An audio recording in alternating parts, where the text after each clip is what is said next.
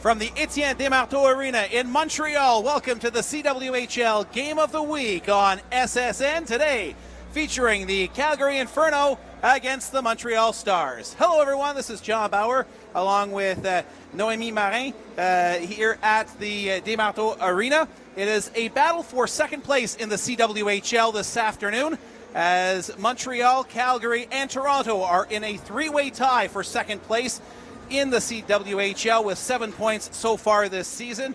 Noémie, coming into this game, the Stars split their last two games. They picked up 3 out of a possible 4 points against the Brampton Thunder, whereas Calgary picked up 4 of 6 points against Toronto. So this augurs well to be a good game this afternoon. Oh yeah, exactly. Calgary's always been a very hard working team, and you know, this year in the league, every team can cause any surprises, and I know the girls right now in the locker room for the Stars they know that, and they're aware that Calgary is a good team, and actually every team in the league right now can surprise and can put points on the board.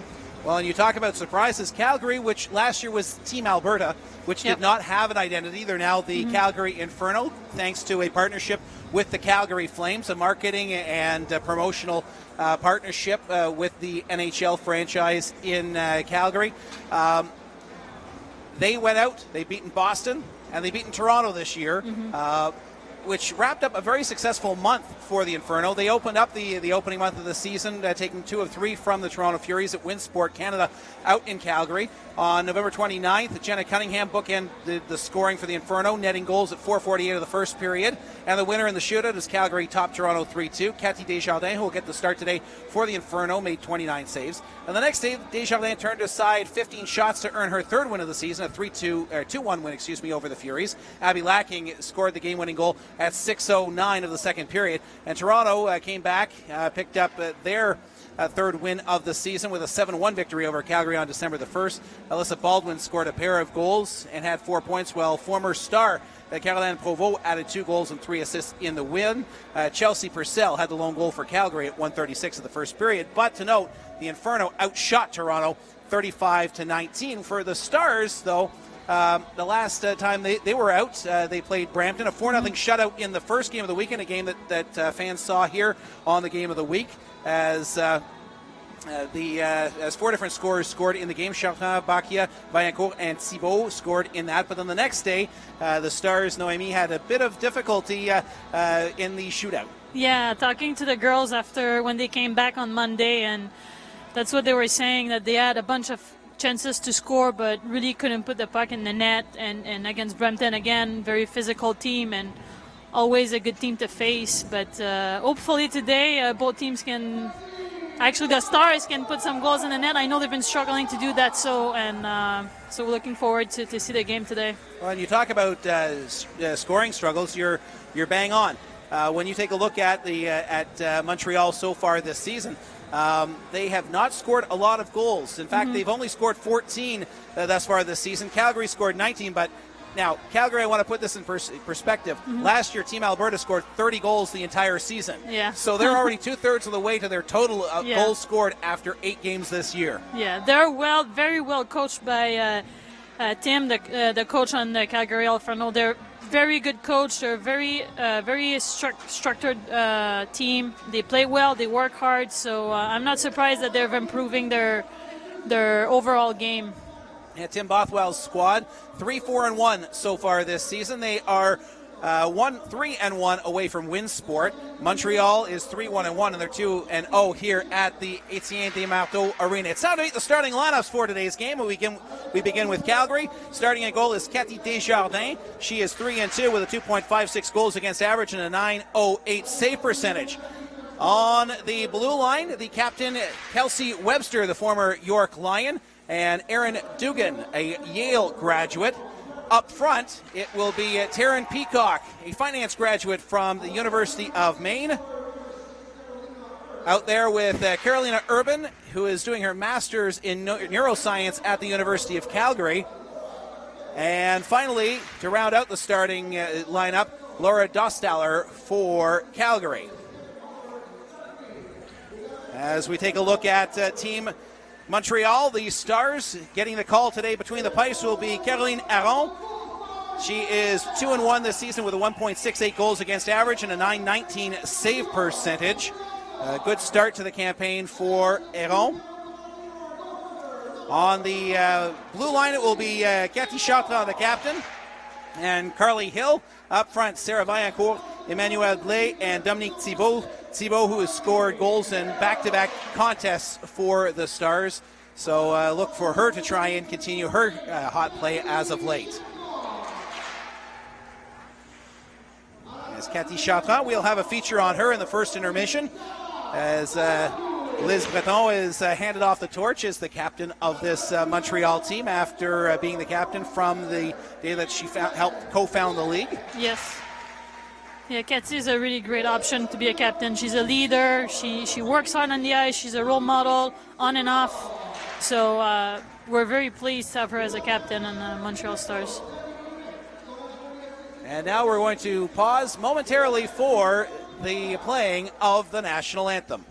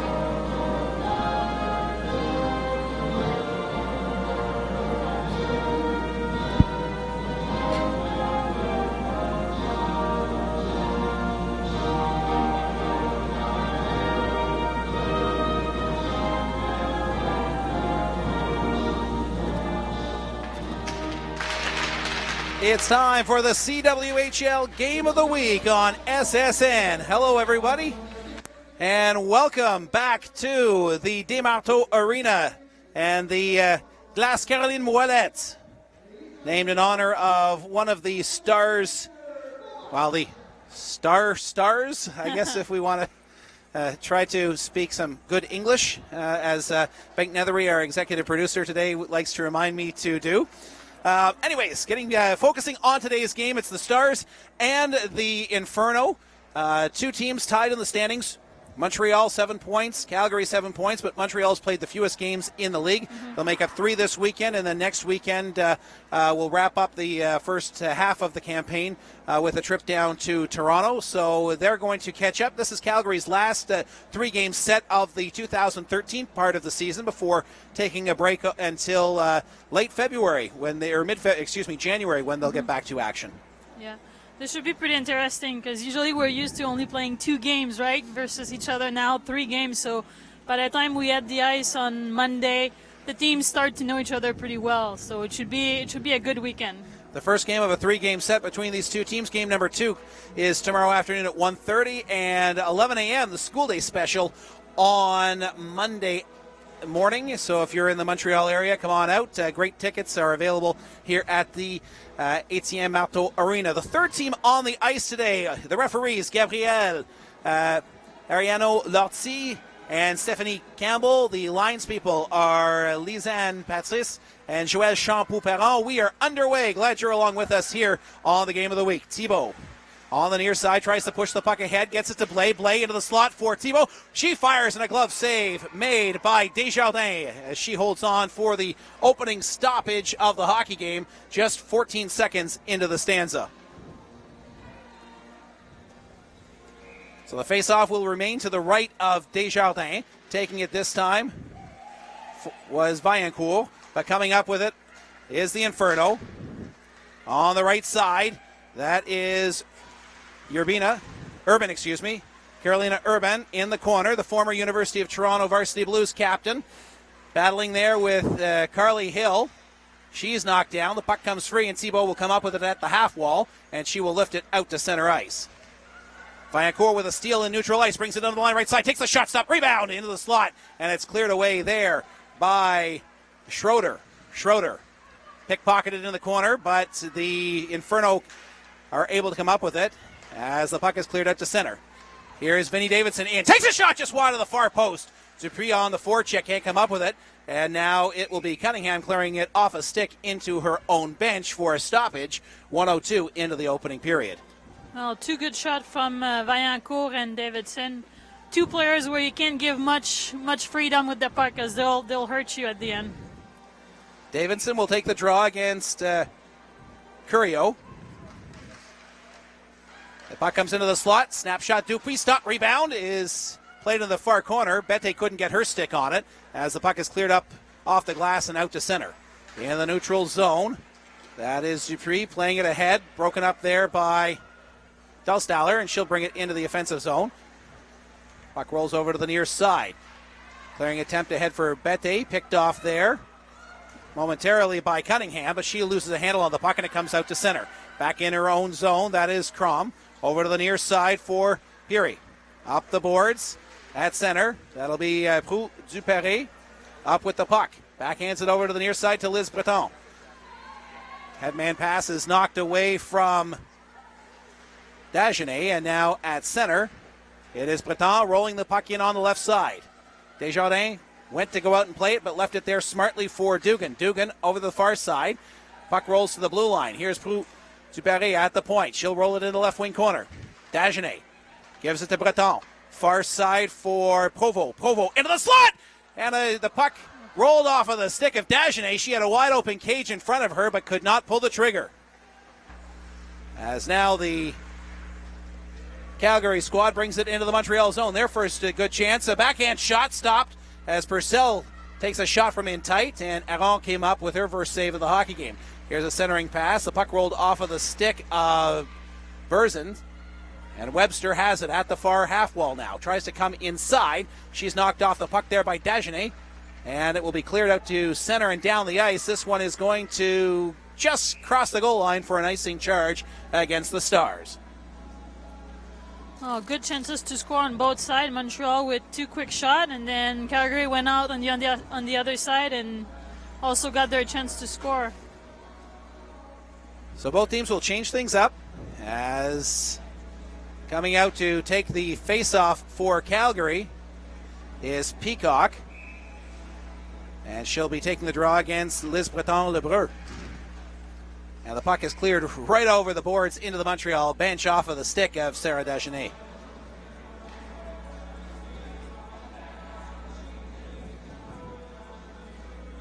So the face-off remains in Montreal territory to the right of Aron. Dagenet takes the draw again, and it's once again won by Peacock. The shot comes off of the left side, and it's off a stick into the corner. Battling along the wall there is Cathy Chartrand. She rolls the puck over to the near side. Pinching in was Schroeder. Schroeder plays it behind the net. Chartrand up the middle. Deforge can't come up with it. And now it will be backhanded into the near corner by Berzin. Puck rolls over to the near side. Carly Hill will settle this down for Montreal. She skates it up the boards. Is forced to play it back by O'Grady, who's now going off for a line change. Chartrand and Deforge having some miscommunication there, as Deforge probably had a better play for it, but Chartrand rolls it over to the near side. Puck locked up along the boards. It springs free, knocked down in the slot. There's going to be a penalty here to Chartrand, as coming up with it was Cunningham. She was upended. And the first power play of the hockey game coming up here to the Inferno. And Calgary with great forecheck there. Montreal couldn't get the puck out and worked hard. Got Montreal to take a penalty. So power play for Calgary now. And you'll see the work along the boards that Calgary was doing to force Montreal to try anything to get it out. So the Inferno go to the power play here. A shot from the point goes well over the bar.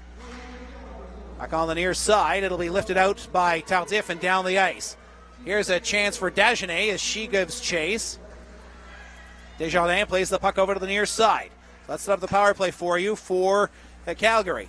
Up front, it is Cunningham. She's in over the line, takes the shot. It hits a skate and goes right to the stick of Tardif. She overskates it behind the net. Cunningham comes out the far side. Back to the blue line it goes. Pass down low, coming out of the corner with a shot in tight. That was Curio. And the Stars will clear it down the ice. Schroeder now passes off the near side to the leading scorer, Stone. Stone mishandles the puck. Thibault comes up with it. She turns it over.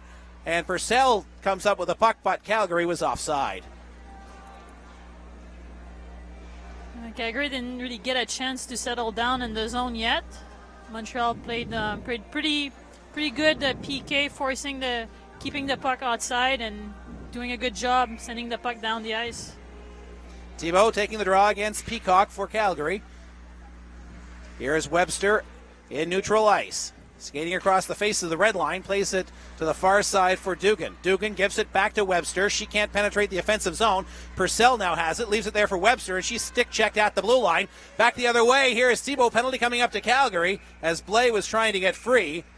And we are going to be skating for a side as an interference call is coming up here to Calgary. Thibault trying to put the puck down, working hard along the board and force Calgary to take a penalty on her. Really good work. Can see she's working hard, trying to get the puck out and keep her feet moving. So the penalty is to Webster for interference. Time of the penalty, 5 minutes even. 43 seconds left in the penalty to Chartrand. We're skating for a side. Hill with a wrist shot from the point. Blockered aside by Desjardins. On the near side as Provo. And Breton giving chase now. Cron up the near side. Kept in by Hill at the line. Here's Provo into the slot. Gives it to Hill. Hill now wide. She takes the shot. It goes right into the shin guards of the defender Cunningham.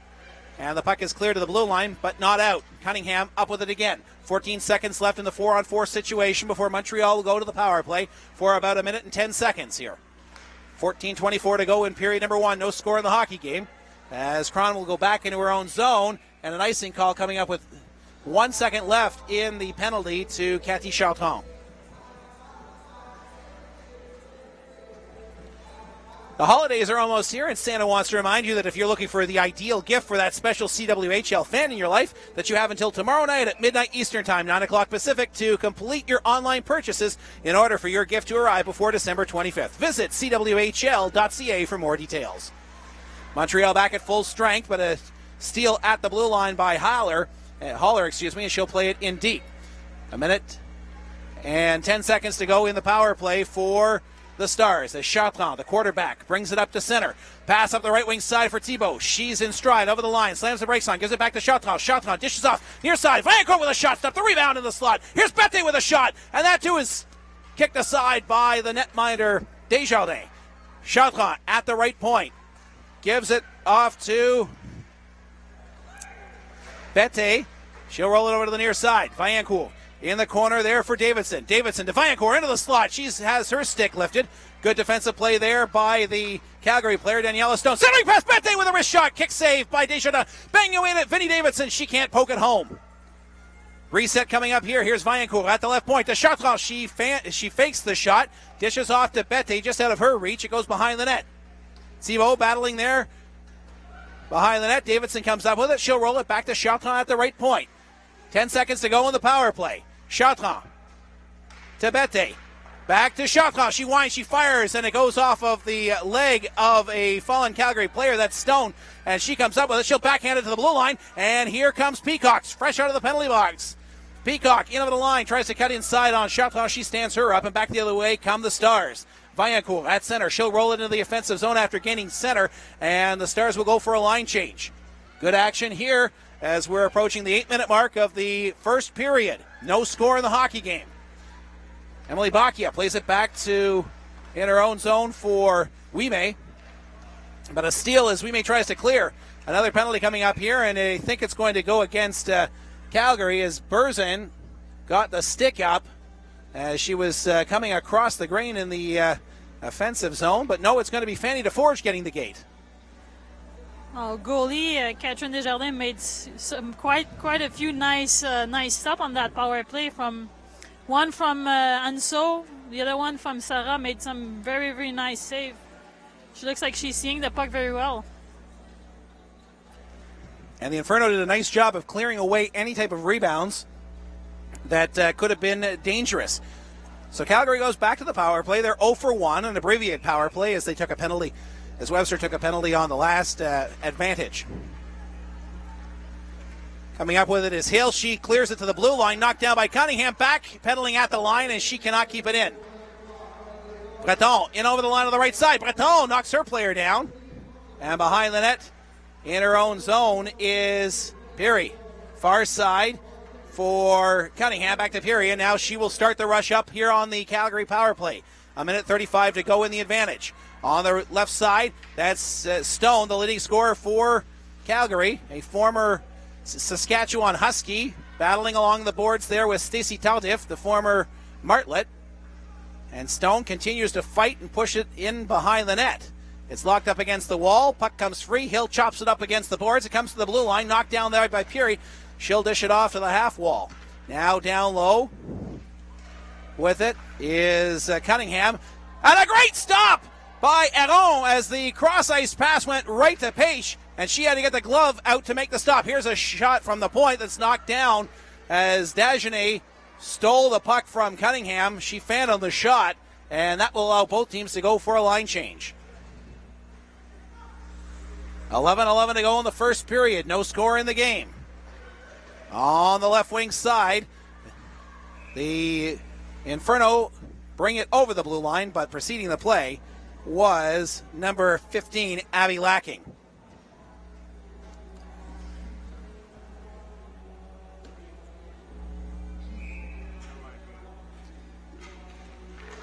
So we'll face it off in neutral territory. 35 seconds to go in the power play. Puck is deep in Calgary territory as the Stars putting the pressure on there. On the forecheck is Emmanuel Blais, as well as Dominique Thibault. Montreal with a couple of shorthanded goals so far this season. Webster on the left wing side for Dugan. Dugan in over the blue line. Gets past Chartrand into the corner. 5 seconds to go in the power play. Chechere behind the net seals her off. And Chartrand comes up with a puck. She'll backhand it up the boards. DeForge is out of the box and jumping over the boards is Bette. Bette in over the line with Thibault. Thibault winding, and her shot is knocked down in the slot. Good defensive play there by Kelsey Webster to go low to take away the pass.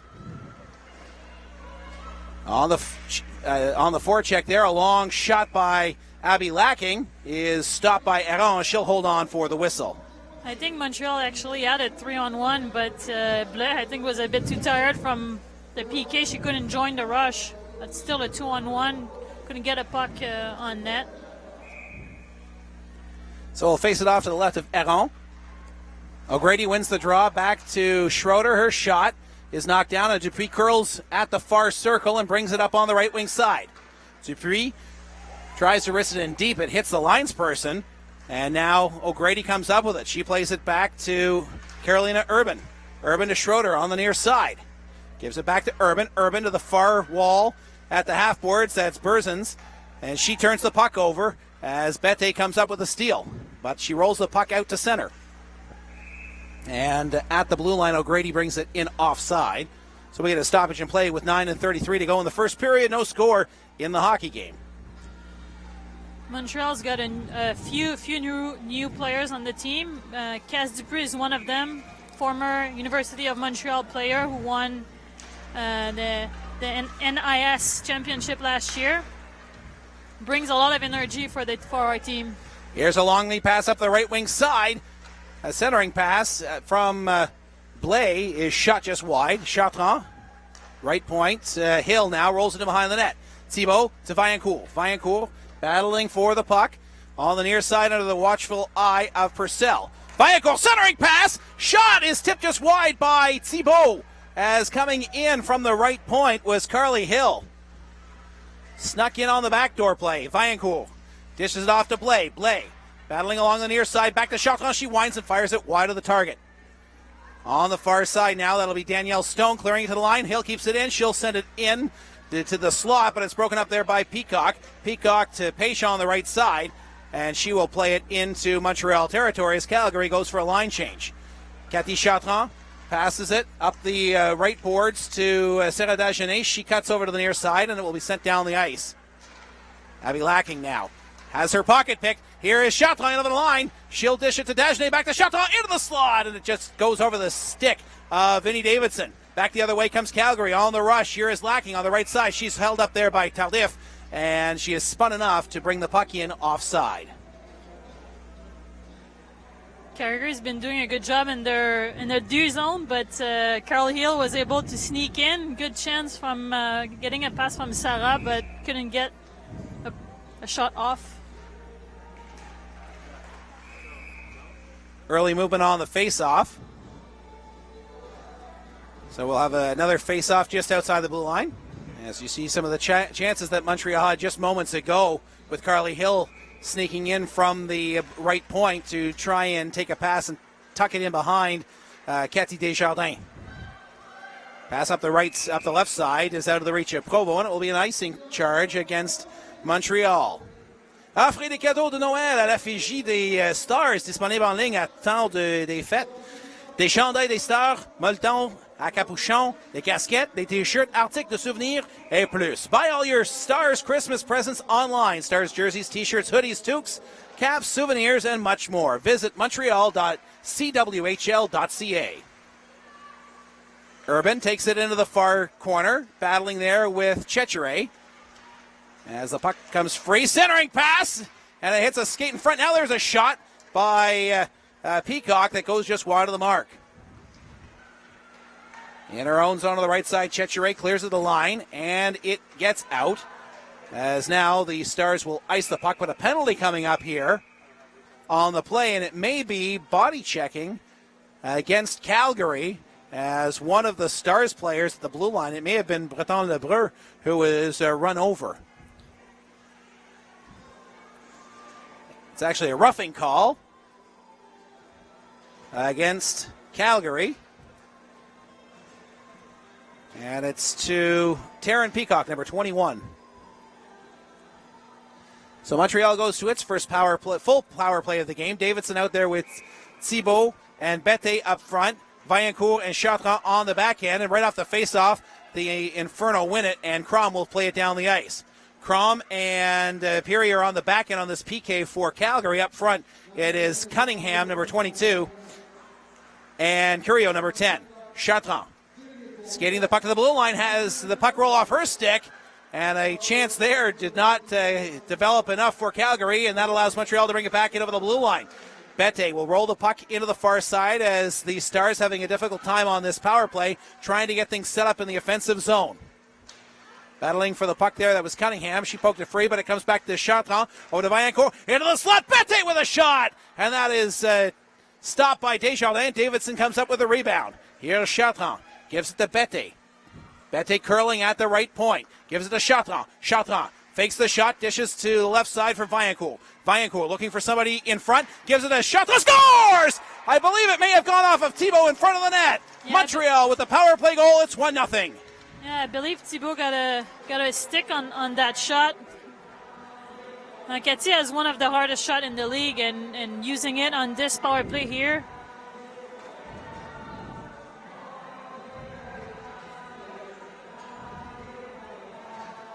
And we'll see if we can get we can see if there's a tip here. There's the nice give and go between Bette and Chartrand. You're right. Chartrand is a hard shot for any hockey player in the world. Yes.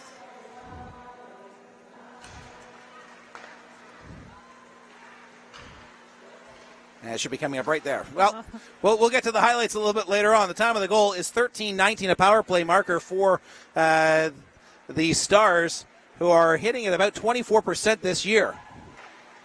Here's a shot off of the right side by DeForge. That goes wide. Bacchia plays it up the near side. Pêche has her stick break in half, but she is able to clear it out to center. Hill gives it to Chartrand on the left side. Dupuis may have just preceded the play a little bit, but there was no offside charge. And we'll just get the...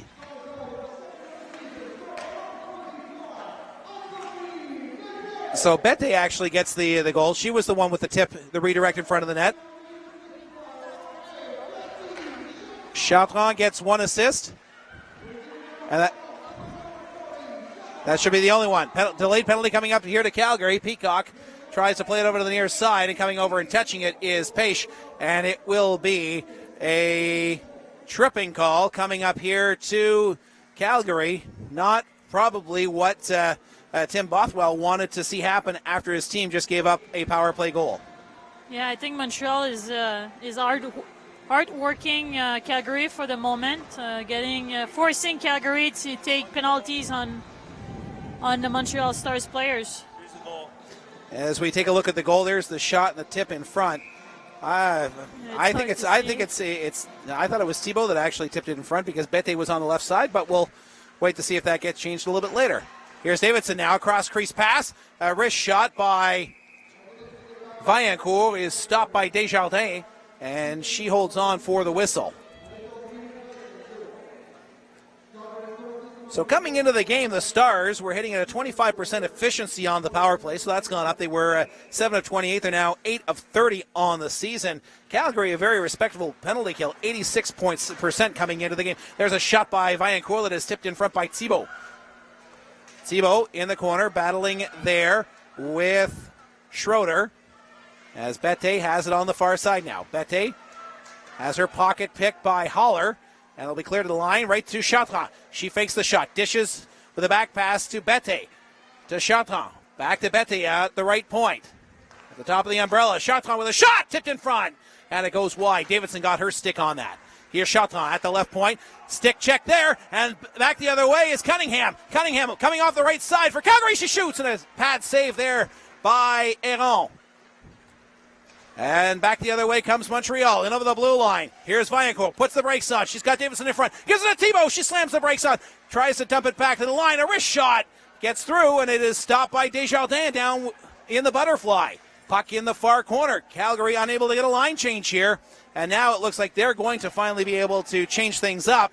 As Taudev has her pocket pick. Danielle Steele in over the line, going to the goal. And she runs out of real estate as she tried to outweight the goaltender, Héron. Taudev back the other way for the Stars. She'll roll the puck in on the left side. 30 seconds to go in the power play. 4:05 to go in the period. 1-0 Montreal. Taudev back in her own zone with the puck. Both teams with some quality scoring chances on this Montreal power play. As Stone had a glorious opportunity to get a shorty just moments ago. And now Hill will lift the puck into the offensive zone at the end of the power play, knocked down by Dugan. She'll play it back out to center. Dupuis leaves it there. Here is Provo in. She takes the shot, and it goes wide. And now Calgary back to full strength. Montreal 1 for 3 on the power play. Peish on the right wing side. Ian takes the wrist shot, and she had the screen in front of Chartrand, and Héron saw it just at the last moment. Now the puck bounces up into the Montreal bench with 3:20 to go in period number 1. And Calgary putting a bit more pressure on the Montreal Star defense, getting almost 2 breakaways, and nice save from Catherine Héron to block that clear breakaway. And there's the last chance. Save. Great positioning. Eh? She's out to cut off the angle. Yeah, exactly. Not much to shoot at. Play back underway. 3:08 to go in the period. Here's Peish up the near side. She'll roll it into the offensive zone. Héron plays it to Chartrand. She'll dish it to Dagenet, but she couldn't handle the puck, and now it'll be lifted out to center by Breton-Lebreu. Curling at neutral ice, Chelsea Purcell, who had the lone marker for Calgary in their last home game against Toronto, a 7-1 loss that was much closer than the scoreboard indicated, as it was 1-1 going into the third period, but a pair of power play goals for Toronto was the difference. Backpedaling in her own zone, Chartrand plays it off the glass, and it goes over and into the crowd.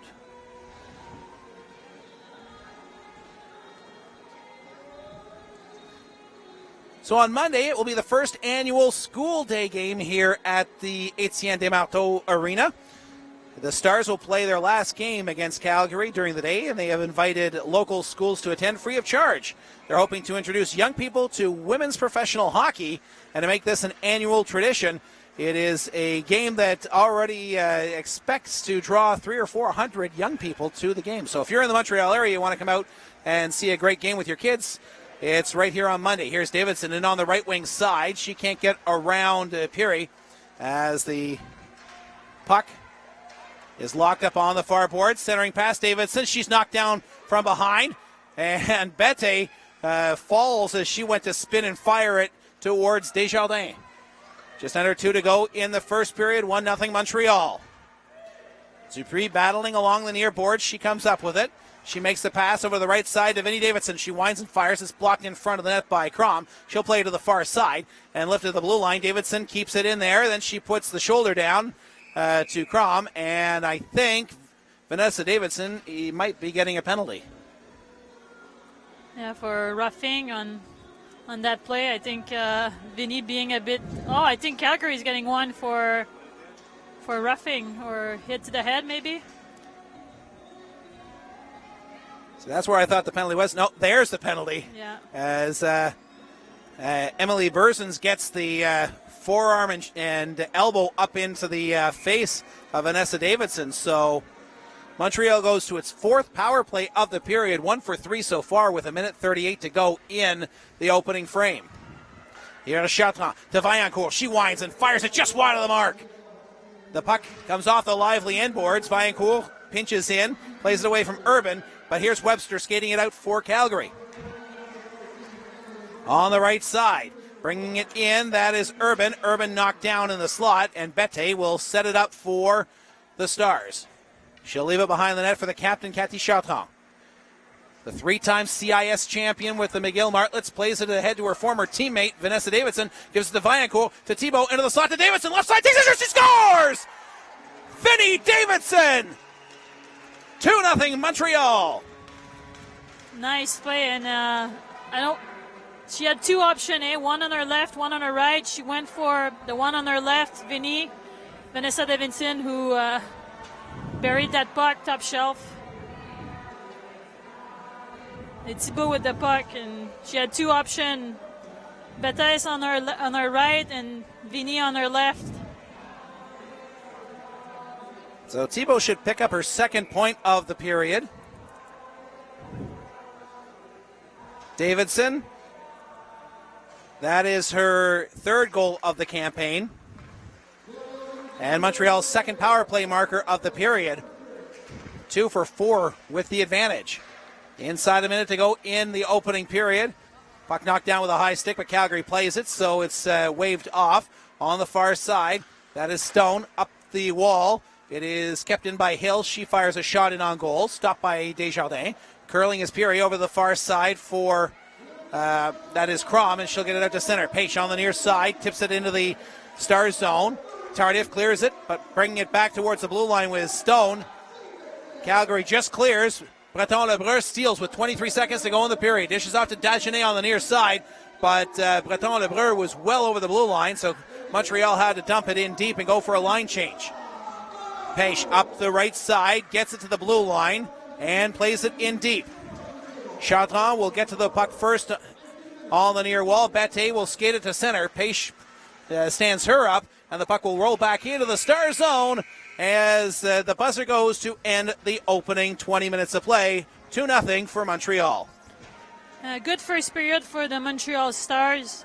Calgary got a chance on power play the beginning of the game, but the beginning of the period, but weren't able to capitalize. Then Montreal, 3 power plays, and were able to score 2 goals on their second and third power play. On the second power play, Bethes was able to tip the puck from a shot at the point, gets Chartrand with a nice shot. Bethes was able to redirect the puck for the first goal. And then after that, a bit later, even though Calgary put a lot of pressure on the Montreal Stars PK, Vinnie Davidson was able to score a nice goal from Thibault, who made a very nice backhand pass. I think it's going to be clear that Coach Tim. So it's 2-0 Montreal after 20 minutes of play here, and we're just making our way over to the ice area.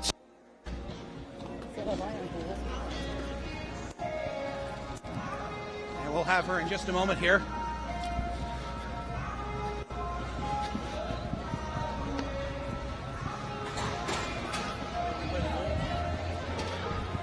So we're here with Sarah Vaillancourt, just down at ice level here at the Desmarteaux Arena. Sarah, your thoughts on the opening 20 minutes of play in this hockey game that sees Montreal score a pair of power play goals? Yeah, well, lots of power plays and PKs. I think it's a different game, not so fast. I think we want to bring the level a bit higher from our part. So this season, a little bit of a different team. Last year, you were the leading scoring team in the CWHL. You joined the team late in the campaign last year. This year, having a little bit of scoring difficulties, but you're playing very well defensively. Has there been any type of philosophical change with the team this year? Well, I think when you think about it, as long as the season will progress, we want to be really solid defensively. So I think that's a great part that we already have. Now we just got to find a way to put pucks in the net, because I think that's definitely lacking. But right now, 2 goals in the first period, that's a pretty good start for us. So we'll try to keep going with that scoring. Well, Sarah, thank you very much for your time, and good luck the rest of the way. Thank you. Sarah Vaillancourt of the Montreal Stars. When we come back, we are going to have an interview, a feature on the new leadership group for the Stars, as Cathy Chartrand takes over from Liz Breton as the captain of the Stars. It's 2-0 Montreal from the Étienne Desmarteaux Arena. You're watching the CWHL Game of the Week on SSN.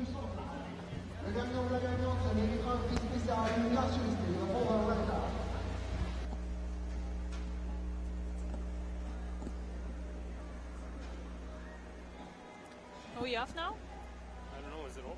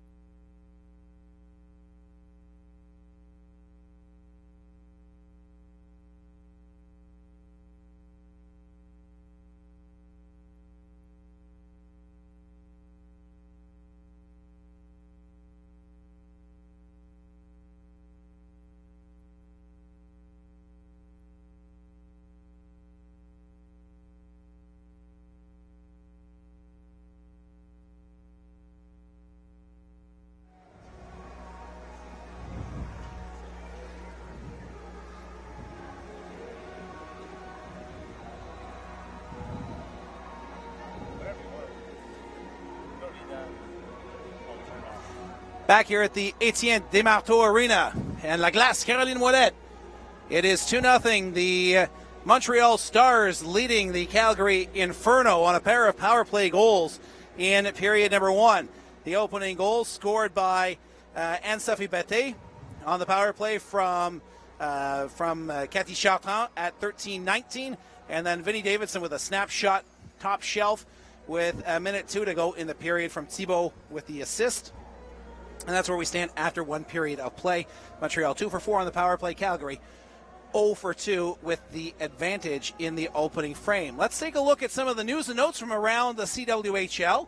And this week, the league was very pleased to announce that the Clarkson Cup is going to be staying in Markham, Ontario for the next 2 years. The 2014 and 15 editions are going to be once again held in Markham. That was a huge announcement for the league made on Monday. And, when we take a look at the event, Noemi, it's growing every year, and Markham did a fantastic job last year. Oh yeah, it's growing, and last year it was such a great event at Markham. People were nice. It was well structured, well organized, and I think every team that was there that was part of that Clarkson Cup, I think everybody enjoyed the experience, and we're really pleased that the Clarkson Cup is going to be there again this year.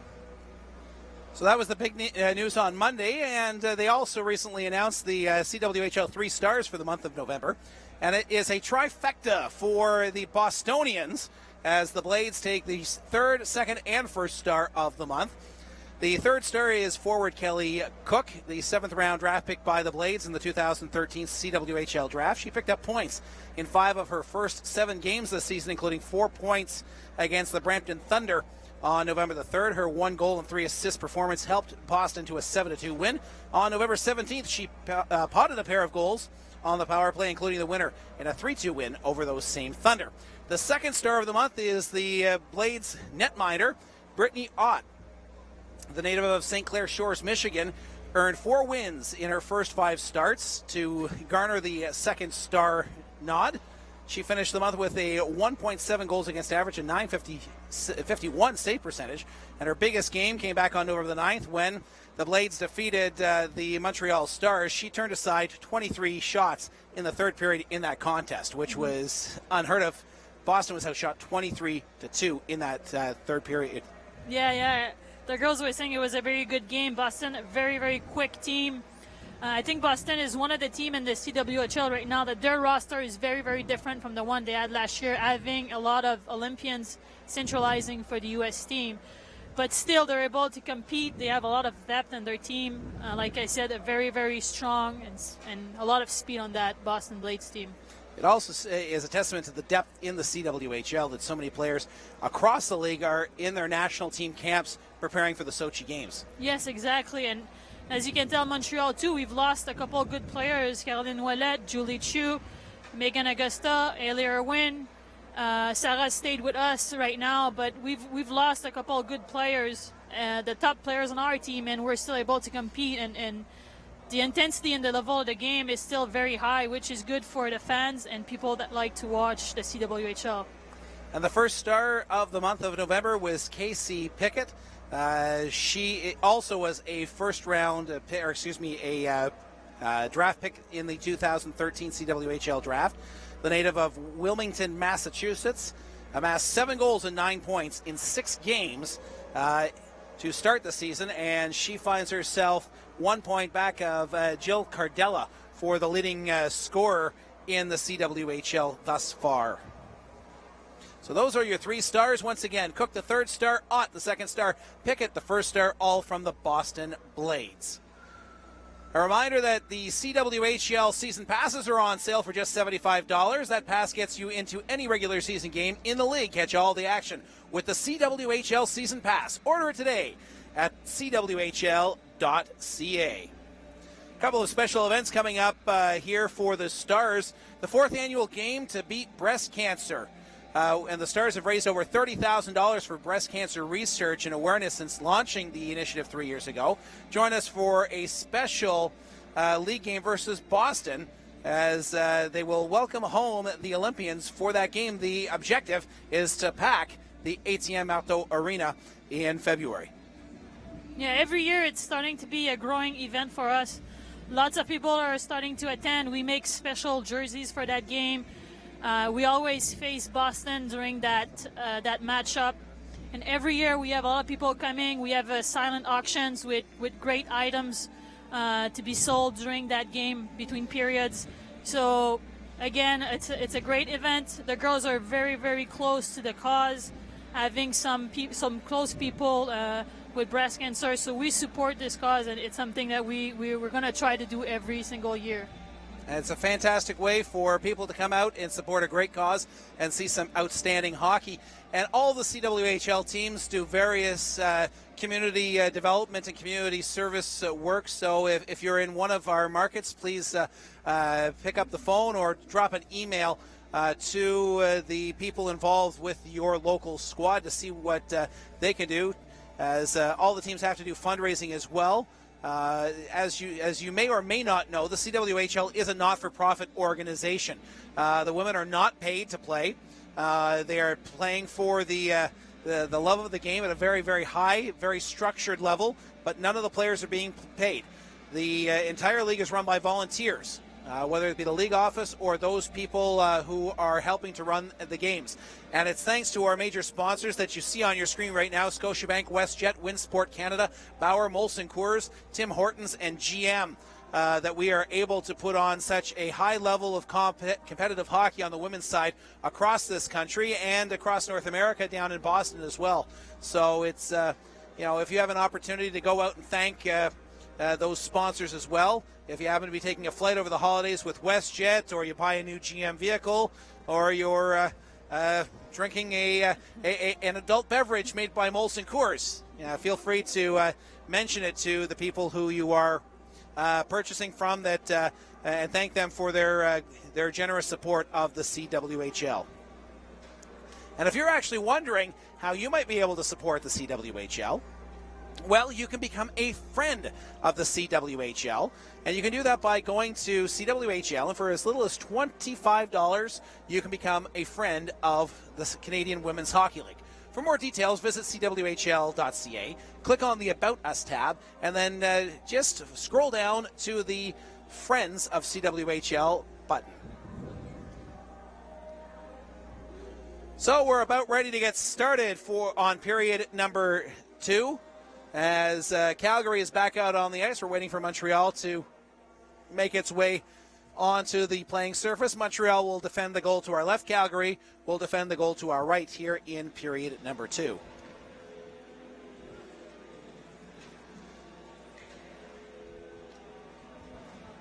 John Bauer and Noémie Marin here in the broadcast booth at the Marteau Arena in Montreal. It is the CWHL Game of the Week on SSN, and we are glad that you have decided to spend a little bit of time with us here today as Montreal leads 2-0 after 20 minutes of play. Let's take a look at the Stars bench. I think it's going to be pretty obvious that Calgary is going to try to stay out of the box, as Montreal scored 2 power play game in the first period. Davidson, who scored the second goal for Montreal, takes the draw against Curio, and we are underway for period number 2. The puck is lobbed down the ice, and it will go just wide of the mark as Dupree battling on the near side. Desjardins may have wanted to freeze the puck there. Lacking on the near side. It's punched free back to Hill. Hill cross-ice pass for Chartrand, but it was on too steep of an angle, and the puck rolls out to center. Chartrand backpedals, gives it to Hill, right side, ahead to Dupuis. She overskates the puck. Abby Lacking with it. She'll throw it down the ice. It is not going to be called an icing charge, as the puck actually didn't cross the goal line. Curling in her own zone, Bette over to the near side for Carly Hill. Hill up the right wing side. She'll streak into the offensive zone, goes around the check of Peary, and now she is hit by Peary in the boards in behind the net, and Calgary will clear it to the blue line. Chichire plays it back into her own bench, and there will be a stoppage. So once again, it's 2-0 Montreal as we are early in period number 2. As you take a look at the Calgary bench, that is Rihanna Curio, a neuroscience student from Union College in the United States, the NCAA. She's in her rookie season with Calgary. Here's Thibault in on the near side. She tries to poke it into the short side of the cage, but holding tight was Cathy Desjardins. Using her side, trying to get the puck, bringing the puck in the inside, trying to get the puck in. But I think she's a bit upset right now. She missed that chance because it was pretty close. Dominique Thibault had the game-winning goal against Brampton on November the 30th and then scored again on December the 1st at the Thunder in a 3-2 loss.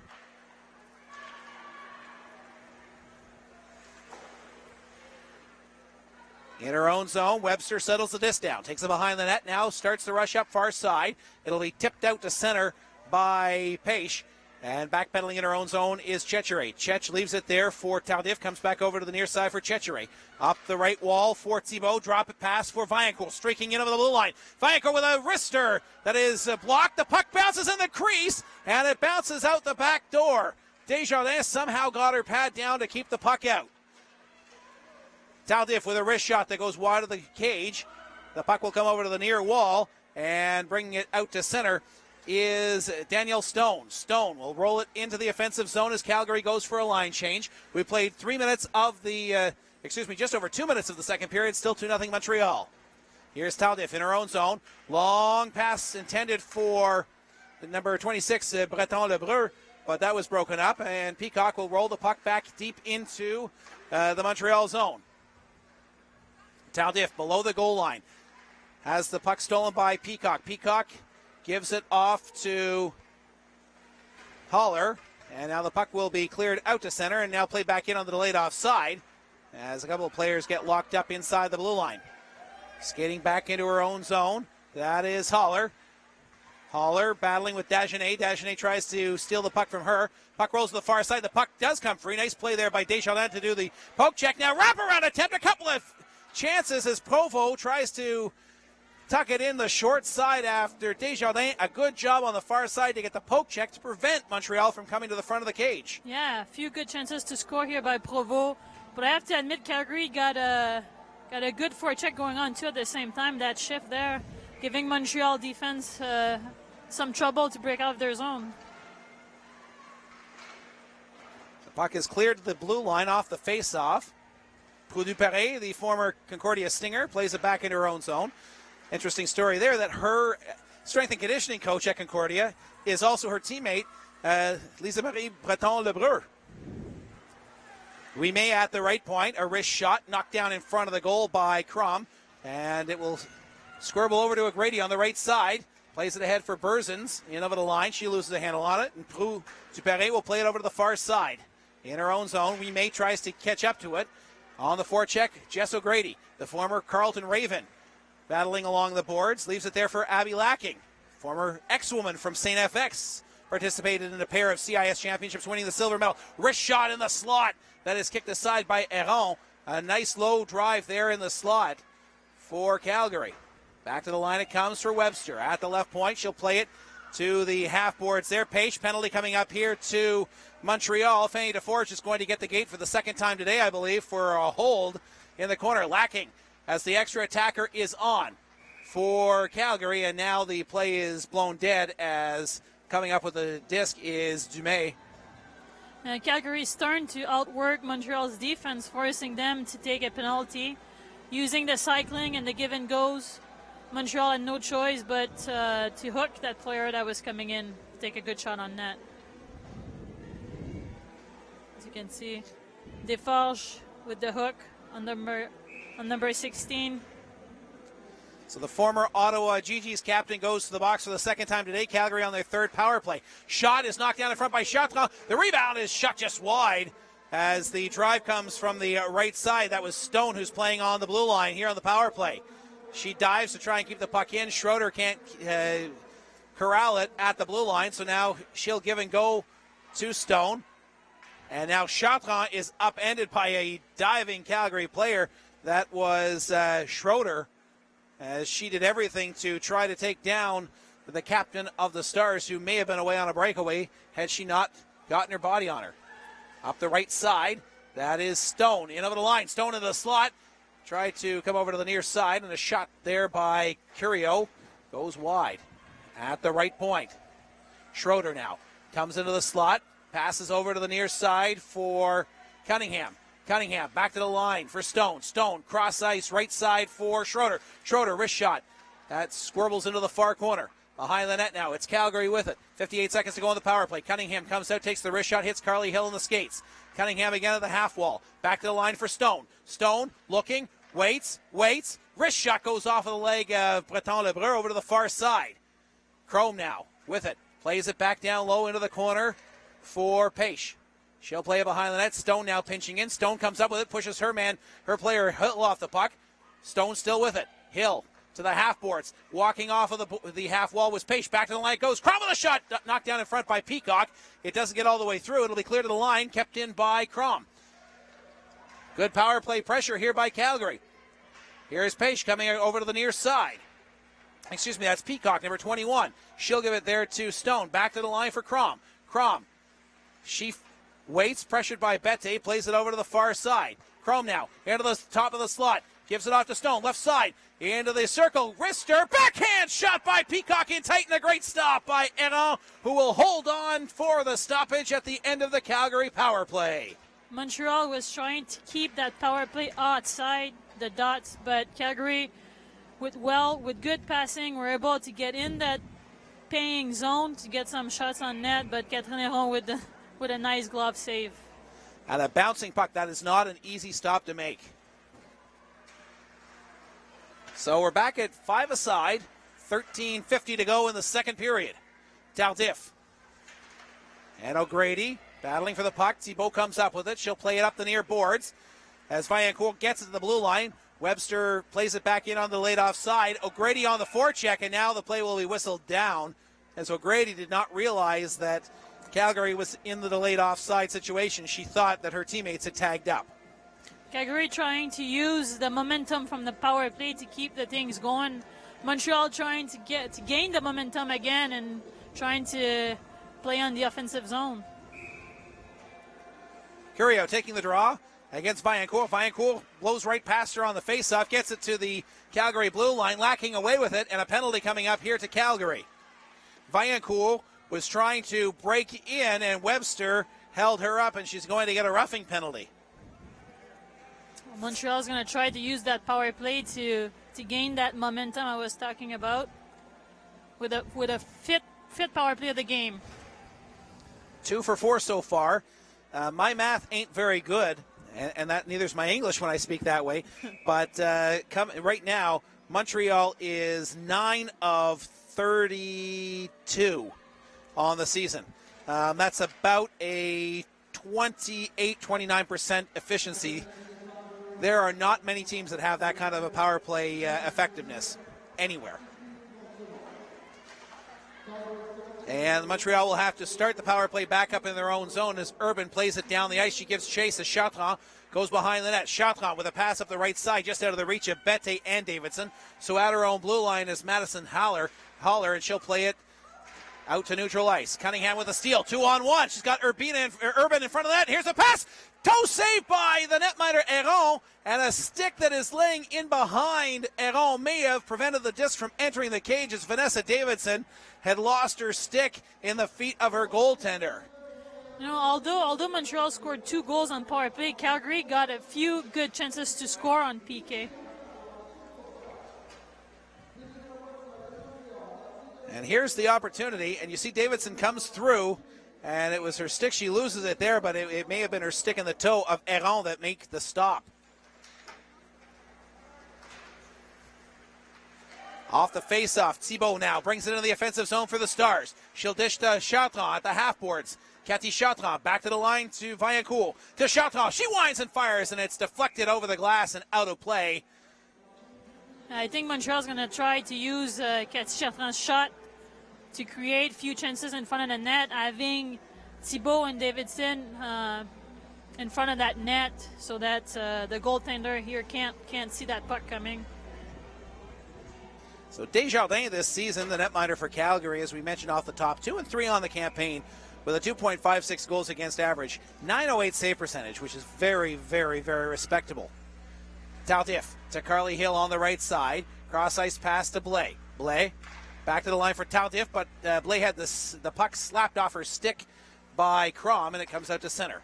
Here is Hill curling at her own blue line, spinning away from the forecheck of Cunningham, and Tardif will bring it up on the right side to Provo with 40 seconds to go in the power play. Slams the brakes on at the half wall, gives it to Tardif, far side for Hill. Hill to the half boards, far side for Blais. Emmanuel Blais battling there. Crom comes up with it and clearing it out to center. That was Paish, but Paish tried to play it around Tardif. Tardif astutely read the play and stopped the puck from getting around her, or else Paish may have been away on a break. Carly Hill behind her own goal with 10 seconds to go in the power play. Starting the rush up, straight up the middle. Dangerous pass picked off there. Here's Calgary. Here to the slot. Wrist shot into the midsection of Héron, as Paish did not have a lot of space to work with. I think Calgary got most of their chance on PK, actually. It's the third, fourth, maybe fifth chance they got. Another breakaway for Calgary, and Cateron was able to make that save. Trying to go glove side.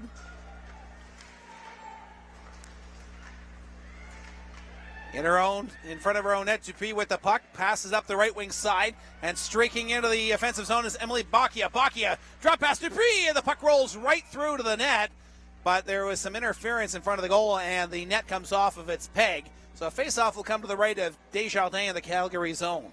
We had Camille Dumais, Deforge, Fanny Deforge trying to be that center lane, crashing the net, creating some space for Dupuis for a shot. Become a CWHL insider by joining us on Twitter. The Twitter handle at CWHL_insider. Deforge on the far side, taken to the wall by Peacock. Puck rolls back to the blue line. It's settled down by Chechere. She rolls it towards the goal. Rashad Dupuis just goes wide of the mark. O'Grady now backhands it to the blue line, and it comes out to center. Chech backpedaling towards her own blue line, makes the pass up the near side for Bacchia. Oh, and a big hit as Bacchia is nailed by Berzins. No penalty on the play. That was a mean body check, and Bacchia is slow to get up. She's going to go to the Montreal bench as in behind her own net. That is Fanny DeForge starting up. Far side, Chechere battling there. Coming up with his Lacking. And Abby Lacking with a shot that is gloved by Héron, but that was a massive hit in the neutral zone. Yeah, I don't think she saw her coming. Her head was a bit down, and the player was coming right at her. So Bette going over and asking why there was no body checking call on that particular hit in the neutral zone.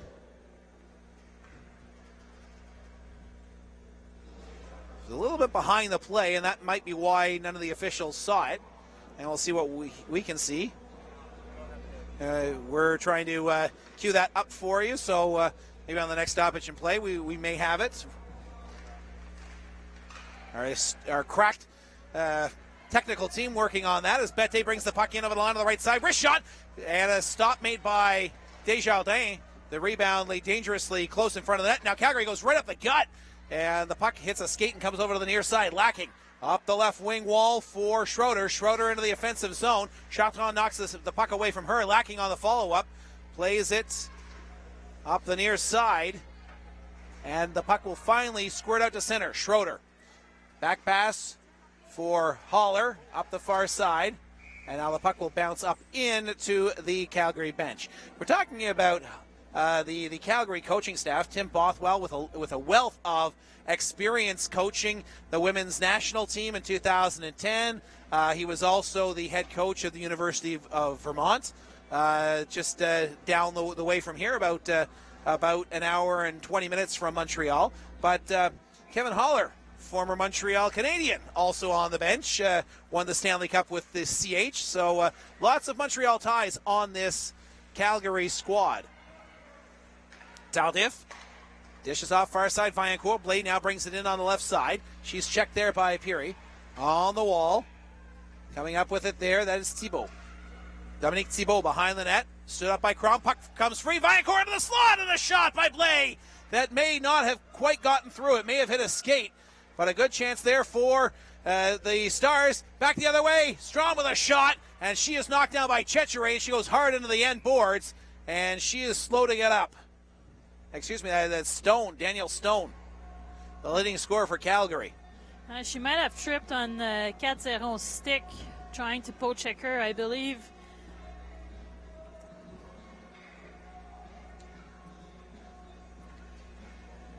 She's a tough player, folks. From Prince Albert, Saskatchewan.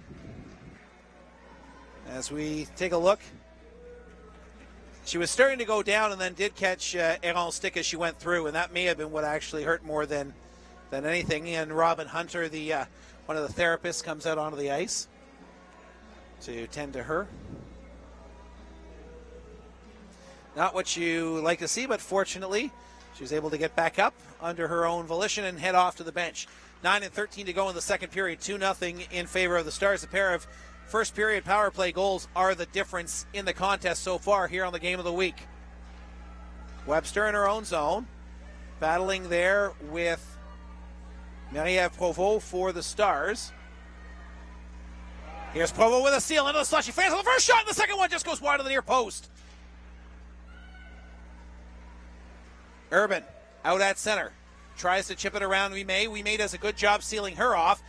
And Dagenet back into her own zone behind the net. She'll start the rush up for the Stars. Coming over to the near side for Ouimet. Ouimet up the right side. She gains center and the Calgary blue line. And now it's actually ruled an offside as Provo was ahead of the play on the left wing with 8:31 to go in the period. Yeah, I think Provo was hoping to get a pass there from number 28 from the Montreal Stars, but I think she decided to keep that puck and try to do something herself.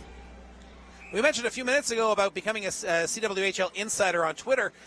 You know, if you go there right now, the CWHL has a new sponsor who wants to spread some holiday cheer with all of our fans. So check out the Twitter at CWHL_insider. In over the line on the left side, Dumais now carries it into the corner. She's hit there heavily into the boards by Berzins. A couple of big checks by Berzins so far today. O'Grady plays it back for Holler. Holler behind the net for Schroeder. Schroeder back to Holler, playing below the goal line here as Deforge now forces the puck to be cleared down the ice, and an icing charge coming up here to Calgary. Bukia, who was back on the ice after getting nailed a couple minutes ago, and made a nice breakout pass to her teammates. Davidson, Bette, and Dupuis out there for Montreal. Schroeder rolls the puck up the far side. He gets past Chartrand, no icing. And now that will allow Calgary to exchange their forwards as Berzins and O'Grady goes off, and they get a wholesale line change as Chartrand lugs the puck up to center. She'll lift it towards the Calgary blue line. It's knocked down by Purcell's high stick, and the faceoff will remain in Calgary territory. Calgary's next home games are coming up January 31st, February 1st, and 2nd versus the Montreal Stars at the Wynn Sports Center. Tickets are available via the Inferno website, alberta.cwhl.ca, or at the CWHL store. Off the face-off. It was brought out to center by Page, broken up there by Hill. Hill brings it into the Calgary zone. Hill dishes off Davidson into the slot. Bette can't get her stick on it to get a shot away. She just tipped it into the near corner. Davidson leaves it into the corner. Purcell rolls it behind the net. Far side for Peary. And now it will be clear to the blue line. And it was out and brought back in by Cathy Chartrand. Offside. 7:02 to go in period number 2. We were able to see on that play, you know, the vision, Vinnie Davidson's vision there to get to her player, to get the pass to Ann-Sophie, who tried to make a good shot on net. Lacking at center. Now the puck is tipped ahead, but it is broken up there by Viancourt on the back check. Viancourt brings it to the Calgary line. Dishes off Blais left side Blake can't get the shot away. Good back check there by Dugan. And now here comes Calgary away at center. Curio near side, dishes off. Lacking with a wrist shot that goes high and wide of the target. Schroeder knocked down in the slot. Thibault away with it. A lead pass up the right side. Vaillancourt on a breakaway, going to the goal. Oh, and she loses a handle on the puck as she had Desjardins going the other way. Vaillancourt in the near corner. Leaves it, rolls it back to Tardif. She pinches in. Tardif spins away from her check. That was Abby Lacking, and it will be cleared out to center. Checheret now ahead at center, right side into the offensive zone. The Stars going for a line change. Calgary will bring it out to center. Lacking can't control. Checheret places it to Tardif on the far side, and it will be cleared out to center. Dagenet curling in her own zone. Pass over to Provo on the near side. Provo in over the blue line. Takes a shot through traffic, and going down to the butterfly is Desjardins to hold on for the whistle. We can see Sarah Vaillancourt style on that breakaway. Great hands. I think the puck just bounced over her stick, as we can see the replay right now. She tried to come back on her forehand, but just missed. Nice chance to score there. That might have been a backbreaker in this game, had they been able to make it 3-0. So 5:44 to go here in the second period. And it's a 2-0 Montreal lead with a pair of power play goals in the first period. Here's Provo in the right wing circle. Provo loses the puck. It rolls along the wall. Peacock there battling with Dagenet. And Dagenet will force the puck free. She kicks it to the front of the goal, and Desjardins will just pounce on it. Vous voulez plus de nouvelles, des faits saillants, accès aux vidéos, des patins et d'autres contenus exclusifs? Abonnez-vous dès aujourd'hui au l'infolette des Stars à montréal.cwhl.ca.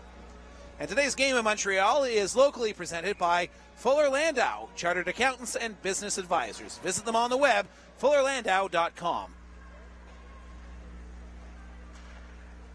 We may enter at center. Back pass into our own zone for Proux-du-Perret up the left side, and it's lifted in by Bacchia. Centering pass just out of the reach of Bacchia, and back the other way come the Inferno. Curio skating it over the line, cuts to the left side. Backhand shot, Aron with a stop, and there's no rebound because standing on the doorstep there was Jess O'Grady. And I believe that's what Calgary's going to have to do if they want to put some goals on the scoreboard. You know, crashing the net, putting some traffic in front of Cateron, because right now she's seeing the puck very well and she's making great saves. So Calgary's going to really have to, as we can see on the replay here, crash the net, making sure they blind her.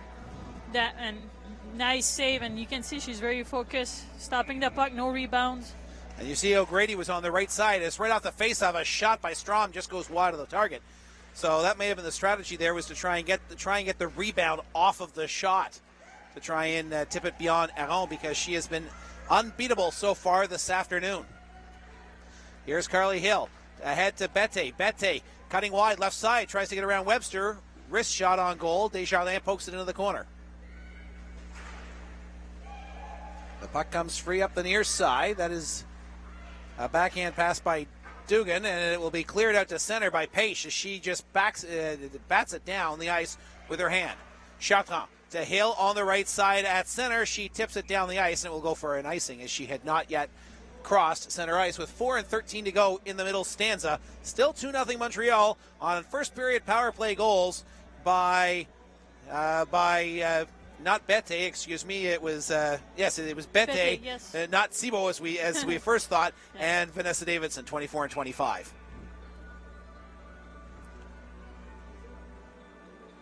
Cunningham takes the draw against Davidson, and right off the face-off, Calgary powers it towards the goal, but they could not beat Aron again. She's standing tall in her crease right now. Chartrand reverses to Carly Hill behind their own net. Puck comes over to the near side, Vanessa Davidson. Her clearing pass is broken up there. It's a 3-on-1. Here's Abby Lacking. Cunningham going to the goal. Excuse me, that was, Cunningham going to the goal as the shot was stopped. And now is Bette picking the disc up and bringing it out to center on the left wing side. She will gain the blue line and play it in deep as Montreal goes for a line change. They have the short change this period. Lacking loses the puck at the blue line as Vaillancourt picks her pocket. Here is Blais. Back to Vaillancourt. The slot with a shot stopped by Desjardins. And the rebound rolls just wide of the mark. Tardif at the point. Keeps it in. Wrist shot goes wide. She didn't miss by much either. Here's Thibault. Dominique Thibault battling with Lacking on the near side. She's being double teamed there. Crom now comes up with the puck. Reverses over to the far side for Peary. Peary will play it back behind the net. And the puck will be Lacking to play. Lacking, pressured by Vaillancourt, gives it to Crom. And now it's Calgary who is playing below the goal line. Clearing attempt does not work. Tardif plays it over to the vacant left wing side, where it's picked off there by Calgary's number 11. That is Peary, and she will play it in deep. That allows her teammates to go for a line change, but Chechere is nailed from behind by Peary, and she's going to get a cross-checking penalty here. Alyssa Chechere slow to get up. The converted forward to rear guard. And she's in that danger zone, that 3-foot zone just before the wall. And she gets just a little bit of a push to the back. And it was enough for her to go awkwardly into the boards. So Montreal going to its 6th power play of the game, 2 for 5 so far. So you see Chechere being tended to on the bench. I think it might have been her knee who hit the board first there. She's speaking there, I believe that, yes, that is Robin Hunter. As off the face-off, the puck comes back to the line and it skips over the stick of Chartrand. And Chartrand has to give chase as she's being pressured by Curio. Vaillancourt mishandles the puck. Curio with the puck. She falls down, and that allows Montreal to bring it out to center on the right wing side. Here is Davidson. She took the pass from Thibault. Davidson slams the brakes on into the slot for Vaillancourt. Vaillancourt gets away from Crom. And now Thibault on the far side plays it back to the blue line. Chartrand reaches with that big stick of hers and keeps the puck in. Puck skips over the stick of Davidson into the corner. A minute 25 to go here in the power play. Vaillancourt comes up with the puck as Montreal stays to the outside. Here's Bette. Her centering pass is broken up there by Haller. Davidson, far side, backhand pass for Vaillancourt. She gives it back to Davidson. Davidson cross ice to Bette, just out of her reach. Bette at the half boards now, being bothered there by Haller. Thibault comes in, as does Urban. Carolina Urban. On the near side, puck locked up against the half wall, and finally play is stopped with 55 seconds to go in the power play, and a minute 32 left in the second stanza. Montreal, who weren't able to really control the puck so far in the first unit of the power play. Hopefully the second unit can pick it up a little bit, but have to give the credit to Calgary, who's playing very well, pressuring in the corners and not giving a lot of space for the Montreal to make good passes. So the second unit out there, here's Stacey Towner with a shot that goes off of the stick of Purcell over the glass and out of play. They're doing a good job getting into the shooting lanes, blocking passing lanes. So Calgary is doing a really good job on PK right now. The next CWHL game of the week comes your way 7 days from now as Montreal plays in Toronto. Join Nico Cardarelli for all the play-by-play action next Saturday at 7:30 from Toronto. Here's Tardif, top of the umbrella. Dishes off play. Her shot goes right into the paraphernalia of Webster, and it squibbles out to center ice. Tardif up the left side. Ahead for Blais, out of her reach. No icing on the play. It's back is Dugan. Dugan will wrist it down the ice with a minute to go here in the second period. 20 seconds to go in the power play. Heron leaves it there for Stacey Tardif. Tardif pressured there by Cunningham, but she is able to make the pass ahead on the left side for a streaking Blais. Blais in over the line, slams the brakes on. At the top of the left wing faceoff circle, she loses a handle on the puck. Dupree now backhands it deep into the corner as the Inferno have killed off the penalty. Montreal going for a line change. Pass for Dagenet is broken up there. And Rime will bank it off the boards on the near side. Montreal needs to tag up, and they do not. So with 28 seconds to go in the period, the faceoff will come back in neutral ice. Montreal's next home action after this weekend is January 4th against the Boston Blades. Game time is 5:30. That's a game that you can see here on SSN on the Game of the Week. It's also Skate with the Stars Day, as fans can bring their skates and hit the ice with their favorite players after the game. For tickets, visit montreal.cwhl.ca. Montreal will play the puck in deep. Desjardins out of her crease to backhand it away from the forecheck of Sarah Dagenet. Rimet at center with 10 seconds to go in the period. Plays it up the near side. Vete has to retreat into her own zone. And that will do it for period number 2.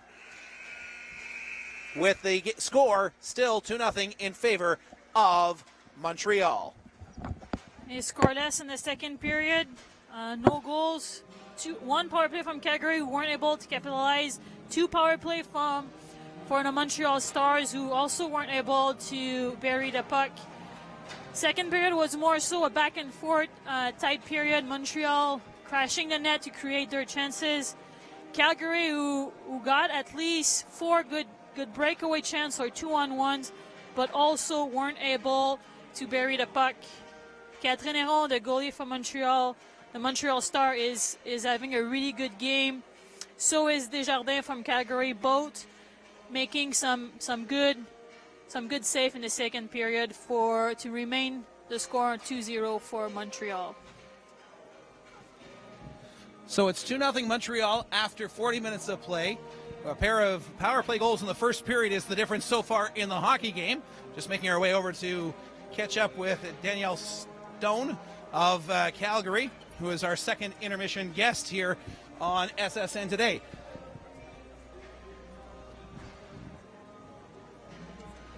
So a much different second period than the first one. Noemi, what do you see different between period number 1 and period number 2? Well, I think Calgary got a few good chances to score, but Catherine Héron made a really good difference there, keeping the score 2-0 for the Stars. Montreal, who actually had some good chances to score too, crashing the net, but Desjardins made some for herself too. Good stop there to keep the score only 2-0. And now we're pleased to be joined by Danielle Stone, the leading scorer for Calgary so far this season. Danielle, your thoughts on the first 40 minutes of play so far? It's been a fast game. We had a long day traveling. It's not an excuse, but we got in about 20 minutes before we jumped on the ice. So the first period, I guess you can say, was a good warm-up for us, and now we're in this game. We were a bit slow in the first, but we got back in the second, and it was tied up in that period, so now we got to come out and focus on the third. You've had a lot of success creating opportunities on the penalty kill today. Yes, you've been shorthanded 6 times so far today, but it seems that you're getting a lot of pressure on Montreal when you're playing a player down. Yeah, I think their D are not expecting us to be on them that quick. Maybe they think that we're a bit tired from the travels. I'm not sure, but as long as we get on them right away, they're coughing stuff up. So if it's working, we're going to keep doing that. How have you found the transition from the U of S to the CWHL? The U of S hockey was an amazing 5 years of my life. Coming up here, it's definitely, the game is another step up. Everyone's that much older and smarter, and that much better of hockey. And in Canada West, the final question, in the Canada West Conference, you're playing back-to-back every weekend, very much like in the CWHL. Whereas when you take a look at some of the teams in the Toronto area or even Montreal, you're not necessarily always playing back-to-back games, are you? No, we're playing 3 games a weekend. So, university getting up there in my 4th and 5th year, I thought, after the Saturday night game, I was dead. There's no way that Sunday I could even, walk normally. And then coming here, you got to really take the extra steps and warm-ups and cool-downs and really get that extra step so that you can still be playing on the 3rd game. Well, Danielle, we'll let you get into the locker room to rest up for the 3rd period. All right, thank you. Thank you very much. Danielle Stone, the leading scorer for Calgary, the second leading scorer in the CWHL this season. It's 2-0 Montreal after 40 minutes of play. When we come back, we will speak with the astute general manager of the Montreal Stars, Meg Hewins. She's coming up next. It's 2-0 Montreal after 40 minutes of play. You're watching the CWHL Game of the Week on SSN.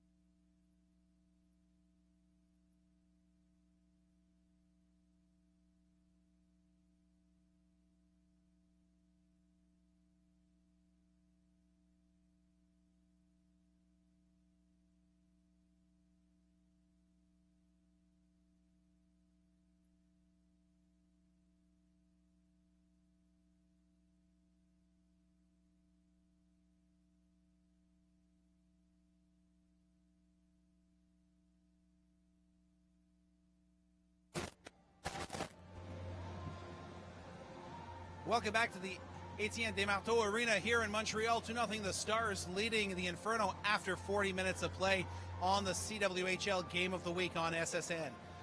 We're pleased to be joined by Meg Hewings, who is the general manager of the Montreal Stars. And Meg, you know, one of the things that we asked some of the players a couple of days ago in some of our game prep was, what is the difference between say maybe the NHL or junior hockey that people at home might be more familiar with, and the roles that the players have in the CWHL. So I'm going to ask you the same thing. A general manager in the National Hockey League is probably focusing on players, salary cap issues, but you have completely different issues that you have to tend to here with the Stars, do you not? Yes, yeah, different stuff than salary caps. We don't have a salary to worry about right now. But certainly that's what we're aiming for. We'd like one day to be able to pay players. So one of the big things that we're looking at is bringing in sponsorship and trying to grow the financial base of the league. And continuing to partner with more and more companies and also small businesses, local businesses here in Montreal. And we want to keep growing the game, keep bringing fans in, and working on that aspect. So a lot of promotional stuff that we try to do, and continue to give the players a better and better experience. And one of the things that we spoke about a little bit earlier on in the broadcast is that the CWHL is a not-for-profit corporation, and people can become friends of the CWHL for a donation as little as $25. So how exactly do the franchises work in the CWHL? How much autonomy do you have when it comes to going out and getting local sponsors? And what type of groups might be interested in getting involved with the Stars? Well, actually, I mean, when the league was refounded as the CWHL, the idea was to make it a not-for-profit corporation, obviously, but also that each of the teams was equitably funded. So how it works is that each team has the same operating budget for a lot of the basic needs that we have. So that's everything from accommodations, travel, ice, equipment. So all the basics are covered, and then locally what we try to do is raise $30,000. That's our fundraising envelope for the season. And this is a big local challenge that we have. Obviously, it's a considerable sum to raise, but we have a lot of different initiatives and sponsorship levels that we offer. And as I say, we look to partner with local businesses and the people that are close to the game and want to get involved, and would like to do it to support the Montreal club specifically. So we work on that side of things to do it. I know in the past the media have played games against the Stars. Are there other groups that could play games against the Montreal Stars? Yeah, I mean we welcome all challengers. We have a sponsorship level actually where we invite people to play against the Stars, and we have a couple of companies that do it regularly every year, and they tend to have a blast. I won't lie that the Stars are pretty good. It's surprising the level of hockey, and I think a lot of people and a lot of guys especially like to test their luck, and it tends to be fun games, and we get to know the guys, and usually we go out for a drink after, so they're fun events, and it's a good way to kind of get to know the caliber and meet some of the players. So when I asked you off the top, what are some of the roles that you personally have to oversee? It's not just player development, it's the whole aspect of the day-to-day operations of the organization. What are some of the things that people might be surprised that the general manager of the Stars might have to do? How detailed do we want to get? I mean, we look after a lot of aspects, obviously, of the game. Everything from organizing the trips on the road to the bigger picture stuff, which is really looking at the vision of the league and where we're trying to go, and to continue to create a good, a solid hockey experience. So, for example, hiring our coaches this year, trying to create more and more structure, I guess, behind the scenes also. And I think that's one thing we've done really well here in Montreal this year. We have a great coaching staff that supports the players. We have video analysis this year. These are all things that we're trying to do to professionalize the context in the background, and then also to continue to help our players to develop and grow. I mean, that's one of the main things that we'd like to do with this league, is to allow players and also support staff to have careers in the game.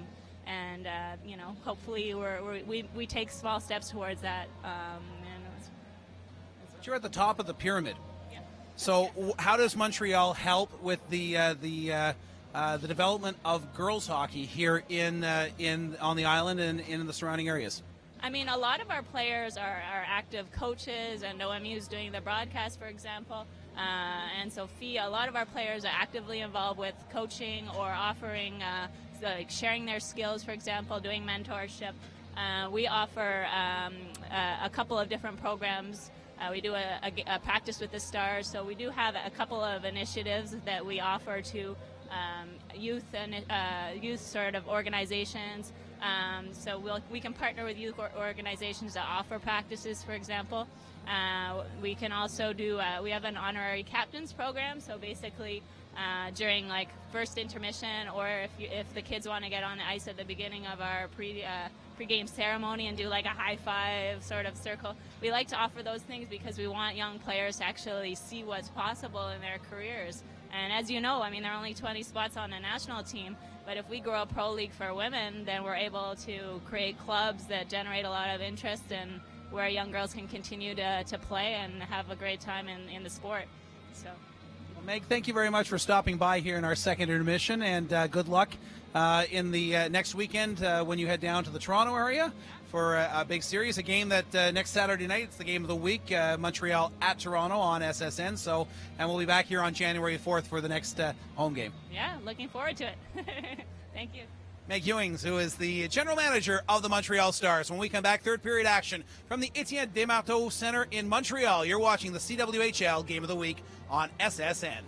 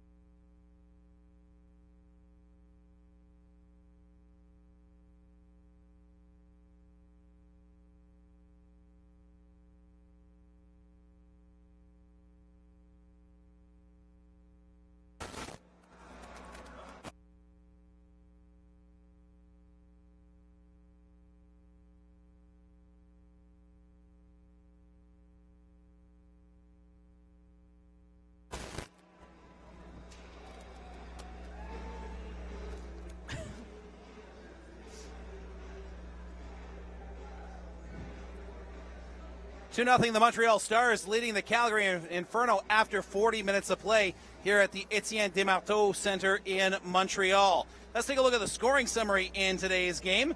And the first period is where all the scoring has happened so far in the contest. Ann-Sophie from Cathy Chartrand at 13-19 on the power play. And then it is Vanessa Davidson with her third of the season from Dominique Thibault at 18:58. That too on the power play. And that makes it 2-0. That's where we stand after 40 minutes of play. Shots on goal in the opening frame, 17 in favor of Montreal versus 9 for Calgary. In the second period, 8-7 were the shots on goal in favor of Montreal. Two period totals, Montreal 25, Calgary 16.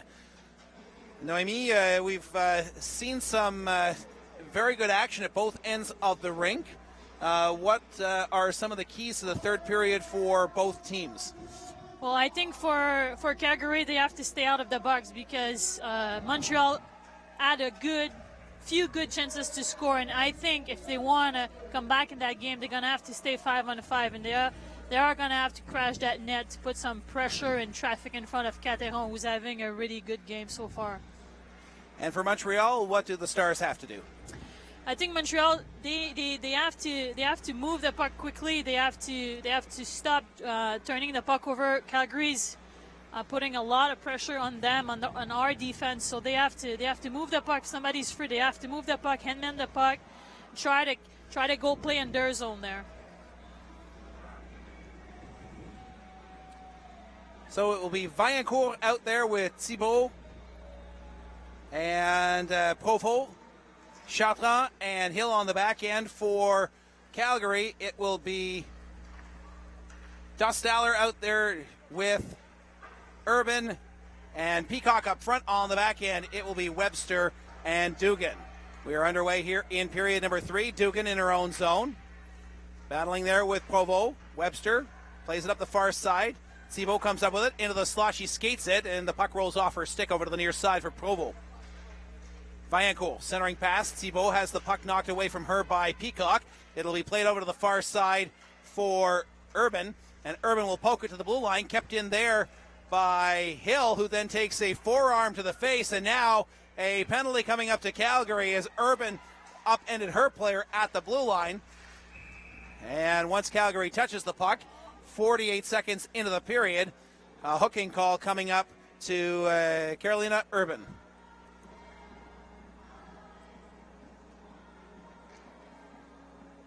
So Montreal 2 for 6 on the power play tonight. Goes back to the advantage as Urban gets the gate. Davidson, Thibault, and Bette up front. Vaillancourt and Chartrand on the back end. Vaillancourt with it, plays it to the near side, and here's a steal. A pass up the right side for Curio, who has been very dangerous shorthanded for Calgary today. She is up on the forward with Cunningham on this penalty kill. On the blue line, it'll be Haller and Schroeder. Schroeder takes the puck away from Thibault. She'll chip it ahead to Curio, and she'll hammer it down the ice as Calgary will go for a wholesale line change. 90 seconds left in the power play for Montreal. Chartrand over to the right side, broken up there, and turning it up ice. That is Stone. Stone has her pocket picked by Vaillancourt, and she's back the other way for Davidson. Up the middle, Davidson with Bette to her left. She leaves the puck there for Thibault. Thibault hit into the wall by Crom. Crom battling for the puck there with Perry. Perry will play it up the boards. It's knocked down there by Chartrand at the blue line, and now it will be Pache bringing it out to center. She'll skate it right to left, killing off time, and then gingerly backhands it down the ice as the Stars and the Inferno go for line changes. 50 seconds to go in the power play. Chartrand up the middle to Provo on the right wing side. Provo gains the Inferno line. Provo to the half wall now. She spins away from a chick, gives it to Carly Hill. She's got Tardif open, top of the umbrella. Tardif, right side for Hill. Hill plays it down low to Provo. Back to the line it comes. Tardif's shot is blocked at the blue line by Dostaller. And now it will be tipped out to center by Abby Lacking. Blay on the near side, brings it over the blue line. Blay to the half boards now, plays it back to the line. Dangerous pass broken up there, and chasing it down is Lacking. Lacking coming in off the right wing side towards the goal. She goes, but she runs out of real estate there as Blay forces her behind the net. 7 seconds to go in the Montreal power play, and Noemi, this is what we talked about with Daniel Stone in the intermission, the number of opportunities that Calgary has generated on the penalty kill. Yeah, exactly. Like I said, they've been dangerous on that PK, and Montreal didn't get any good chance to score so far on that power play. Haller working on Dagenet. Dagenet falls to the ice. Blay pops the puck free. It comes up the boards to O'Grady. O'Grady battling still along the near wall with Breton Lebreu, and the puck will be cleared behind the net. We did mention that we were going to have a feature in the first intermission on Breton Lebrun and Cathy Chartrand. Unfortunately, we had some technical difficulties, and we're going to post it on the website, and we're going to run it in our January 4th broadcast from here in Montreal. Here's a backhand shot by O'Grady, and a nice save by Héron as she holds on for the whistle. So our apologies to Liz's family, who is watching in today. She made a point of stopping me in the hall the other day at work saying, you might want to say hi to my parents. As there's the backhand shot by O'Grady.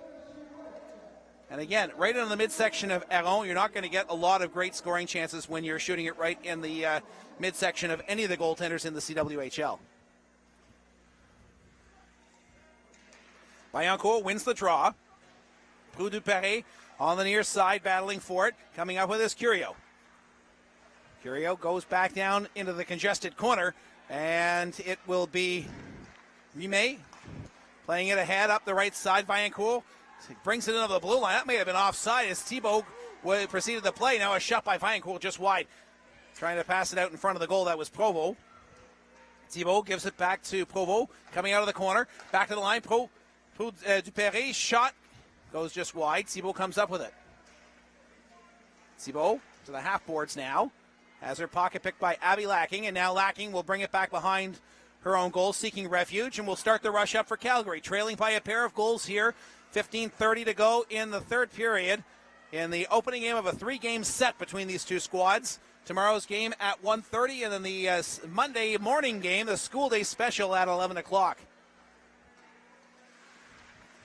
Dupuis, former member of the Carabins de Montréal, the CIS champions a year ago, plays it in deep in the offensive zone. Webster has her pocket picked there by the forechecking Emily Bacchia. Clearing pass, knocked down by Chartrand. She gains the blue line and slaps it into the far corner. Bacchia giving chase. She cuts the clearing lane for Stone. As the puck comes into the slot area, it's knocked back to the far boards, and Danielle Stone will get at the blue line. Bacchia keeps it in again. Bacchia knocks her player down as Tim Bothwell was looking for a penalty call there on a bit of a check into the boards. Chartrand drops it for Hill. Hill gains the blue line and backhands it ahead, but it's picked off there, and back the other way comes Calgary. Here's Danielle Stone with a wrist shot in on goal. Nice stop there by Héron. And Chartrand will play it up the near boards. Davidson gives it to Hill. Hill loses the handle on it as Schroeder clears at the blue line, but it doesn't get out. Now on the follow-up attempt, it will be Urban skating it out to center. Schroeder now on the right wing and the left wing side takes the wrist shot stuff. The big rebound in front. Urban powers it towards the goal. Where is it? It is underneath Héron, and she will hold on for the stoppage in play. That's exactly what Calgary has to do if they want to get on the scoreboard here. Crashing the net, and you can see number 6 there. She's crashing the net. You know, stick down, trying to bury that puck, but Cateron again holds on. And we're still scoreless for Calgary. I think the puck may have actually gone up over the pad and into where she wears her knee guard, just above the knee. So you might be saying, why would you be wearing a knee guard if you're wearing pads? But when you go down to the butterfly, the puck can come in and catch the top of the kneecap. So if you're not wearing protective equipment there, you're not going to be very happy if you take a puck there. Exactly. Left side, that is Urban. Urban leaves it for Peacock. She's pushed up against the boards, and Vinnie Davidson comes up with a puck. Davidson, cross ice, near side for Bette. Bette leaves it there. Here's Vaillancourt on the breakaway, going to the goal. Stopped by Desjardins as she gets the toe out to make the stop. Peacock behind her own goal. Separated from the disc. Here's a centering pass. Bette with a shot. And Desjardins once again with a stop. Davidson up with the puck. This line has given Calgary nightmares all game long. Here is Taldif, right point, wrists it towards the goal, and it's knocked down and cleared over to the near side as Laura Dostaller brings it out to center. She gains the Montreal blue line, wrist shot through traffic, stop, rebound, Dostaller, stop by Héron, and that's a key save at a critical moment in the hockey game. Juking and jiving is Vaillancourt. She brings it up to center, now retreats into her own zone as the Stars go for a line change. Dostaller, who had a great chance to score a moment ago, plays the puck to the left wing side. Jenna Cunningham coming in. Oh, could have been a penalty there as Cunningham was knocked down trying to cut towards the goal, and she goes into the cage, knocking it from its mooring, and that will cause a stoppage in play with 13:07 to go in the third period. Both goalies standing on their head. Desjardins and Heron both making great save. So you can see right now, Calgary's got to crash that net there. So if they want to have a chance to score. And that's what we were talking about. Could have been a penalty as Chechere took down Cunningham trying to go to the goal. Chartrand on the far side, battling there with Cunningham. Chartrand uses her big reach to play the puck behind it to Hill. Hill up the near side for Dagenet. Dagenet will get it towards the blue line. Breton Lebreu tries to clear it. That doesn't work. Hill now putting the shoulder down into Cunningham, but Cunningham stays with the puck. She works away from the check. Centering pass in front for Berzins. That doesn't work, and here comes Montreal away to center. Dagenet gives it back to Blais into the attacking zone she goes. Emmanuel Blais could not corral the disc, and Calgary will clear it to center. But now Blais does. She's got a head full of steam into the blue line. 1-on-3, takes the shot, goes off of the leg of Jackie Perry, and it goes over to the far side. Chipped out to center by Crom. Crom giving chase. Rimet just onto the ice. Hit hard into the boards there. Vaillancourt curls at her own blue line. Comes over to the near wing. Being bothered there by Crom, she steals the puck. But she overskates it, and Thibault comes up with it. She'll lob the puck off the boards on the near side to Provo. She's got Thibault going towards the goal. Provo has to put the brakes on. Sends it back to the blue line. Intercepted there by Page. Page, plays it ahead to Daniel Stone. Her high shot just goes over the bar. 11:40 to go in the third period. Still 2-0 Montreal on a pair of power play goals in the opening stanza. That's the difference in the hockey game. A very entertaining affair here at the Desmarteaux Arena. Provo catches up to the disc on the left wing side. Behind the net she goes. She has Thibault in front. Centering pass just out of the reach of Vaillancourt as a couple of players run into each other as Chechere is knocked down by her own player. That was Provo. And Calgary, that allows them to get the puck down the ice and go for a line change. At center, that is Haller. Over to Schroeder inside her own blue line, but Davidson steals. Davidson, below the goal line she goes. She's got Dupuis in front. And Bette, she dishes off to the far corner for Bette, who goes behind the net for Dupuis. Dupuis fights through the check, tries to come out in front. Nice job there by Schroeder to seal off the lane. Behind the net, Haller. Far side for Lacking. Lacking up the middle. Broken up there by Davidson, but she could not corral the puck. And now Calgary will finally clear the puck down the ice. Abby Lacking on the forecheck there as Tardif goes back to play it. Dustaller, who had a glorious opportunity a few moments ago on her last shift, gives chase, flushing Tardif out from behind her own net, coming up the near side. Tardif checked at center. Dustaller plays it to Peacock, but she couldn't get her stick down in time to corral the disc, and the puck will be played back deep into Calgary territory. 10:15 to go in the third period. Still 2-0 Montreal.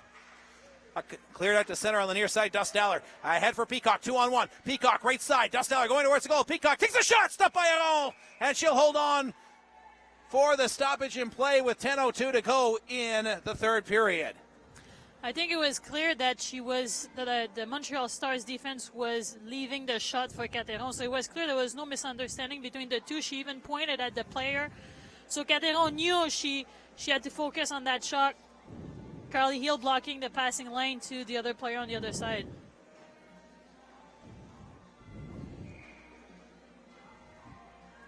Heron has a shutout, if I'm not mistaken. No, she's still looking for her first shutout of the season, if I'm not mistaken. I have to go back through my notes here because the ones that I actually have in front of me do not contain that important information.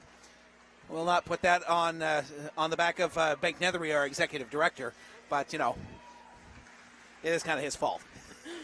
It's his job to make us talent look good.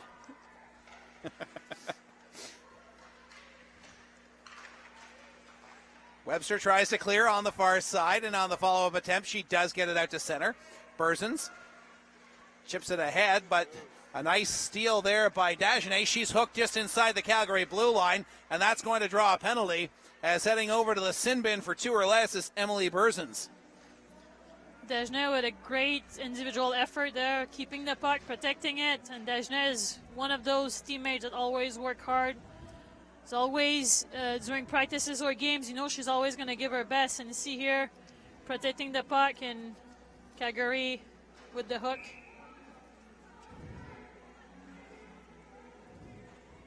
So Montreal sends back out the number 1 unit, Thibault, with Davidson and Bette, Vaillancourt, and Chartrand on the blue line. And Calgary sends out Haller, Schroeder,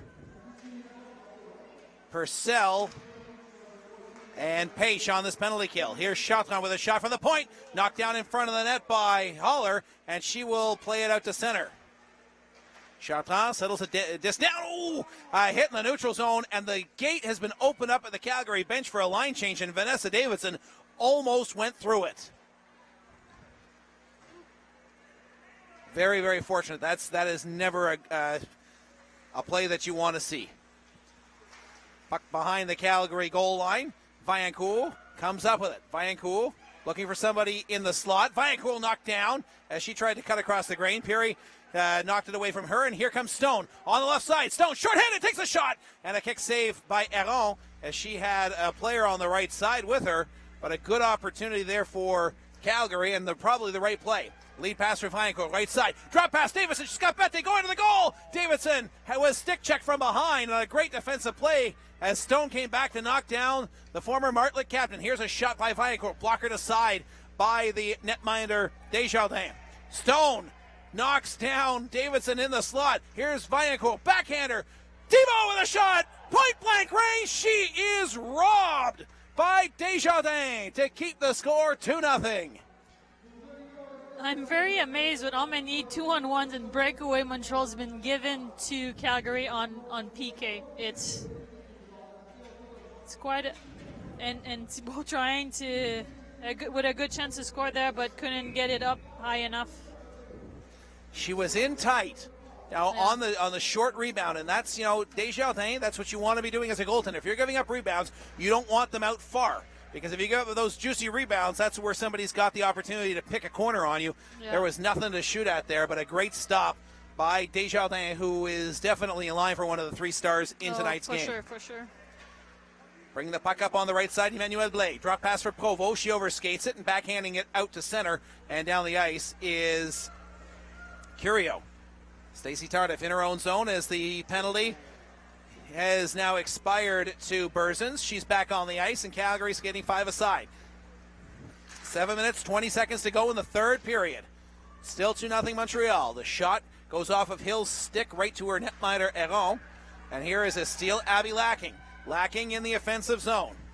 Lacking back to the line, Schroeder. Schroeder wrist shot. Hill tries to knock it away. It goes clear through to the far corner. Dustaller now at the top of the blue line. Takes the shot, hits a leg, and Chartrand will outlet it on the left side for Dumais. Lead pass for Provo. She's onside, but she couldn't handle the disc. Desjardins will roll it into the corner. Schroeder now, near side, ahead for Dustaller. Broken up there by Bacchia. Emily Bacchia, with a shot. That is knocked down by Schroeder. Up the middle for Lacking. Lacking spinning away from Deforge. Fanny Deforge putting the pressure on her, and now sending the puck down the ice is Haller. And actually, it doesn't go down the ice. It goes out of play with 6:29 to go in the third period.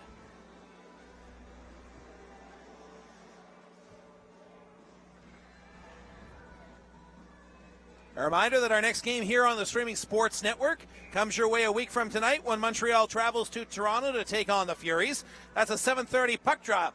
Join Nico Cardelli for all the play-by-play action beginning just before 7:30 next Saturday night. And our next Game of the Week broadcast, the first one of the new year, comes from Montreal on January the 4th as Boston comes to town to take on the Stars. Here is Blais. Blais back to the line for Ouimet, just out of her reach, and it comes out to center. Ouimet trying to get away from the check of Berzins as the Inferno trying to put the pressure on the Stars here to get that first goal. And you think if they get a first one, they might just get a second one the way that they've been playing in this hockey game. This is a very, very entertaining 2-0 game so far.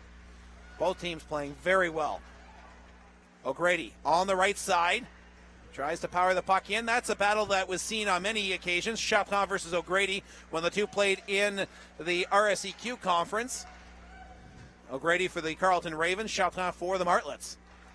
Rue du Paris up the far side. Tip pass by Vaillancourt to Davidson. She overskates it. Here's Patient over the line. Wrist shot! Just missed the far post. Vaillancourt on the counterattack now for Montreal. She'll chip it ahead into the Inferno zone. 5:20 to go in the third period. As Paige almost got Calgary on the board there. Here's Chartrand. She backhands it up the near boards for Bette. Bette up the wall, just out of the reach of Vaillancourt. In her own zone, Haller. Haller turns it over. Here's Bette. Down low. Vaillancourt give and go to Bette. Broken up there as coming in to break up the play was Purcell. Here's Bette. Circling. There it goes. Scores! Off of the skate of Purcell. And Ann-Sophie Bette picks up her second goal of the hockey game, her third of the season, and it's 3-0 Montreal. Unfortunately for Calgary, it hit a shin pad of the D and then went in. Oh, that's a backbreaker. That hurts a lot, but you know what? Montreal has had some other opportunities that should have gone in. Yeah, exactly. And that may have been the even upper there, but it's 3-0 now for the Stars. Not the way that Calgary wanted to see that one go, especially after a couple of their scoring chances in the last couple of minutes to try and get back in the hockey game.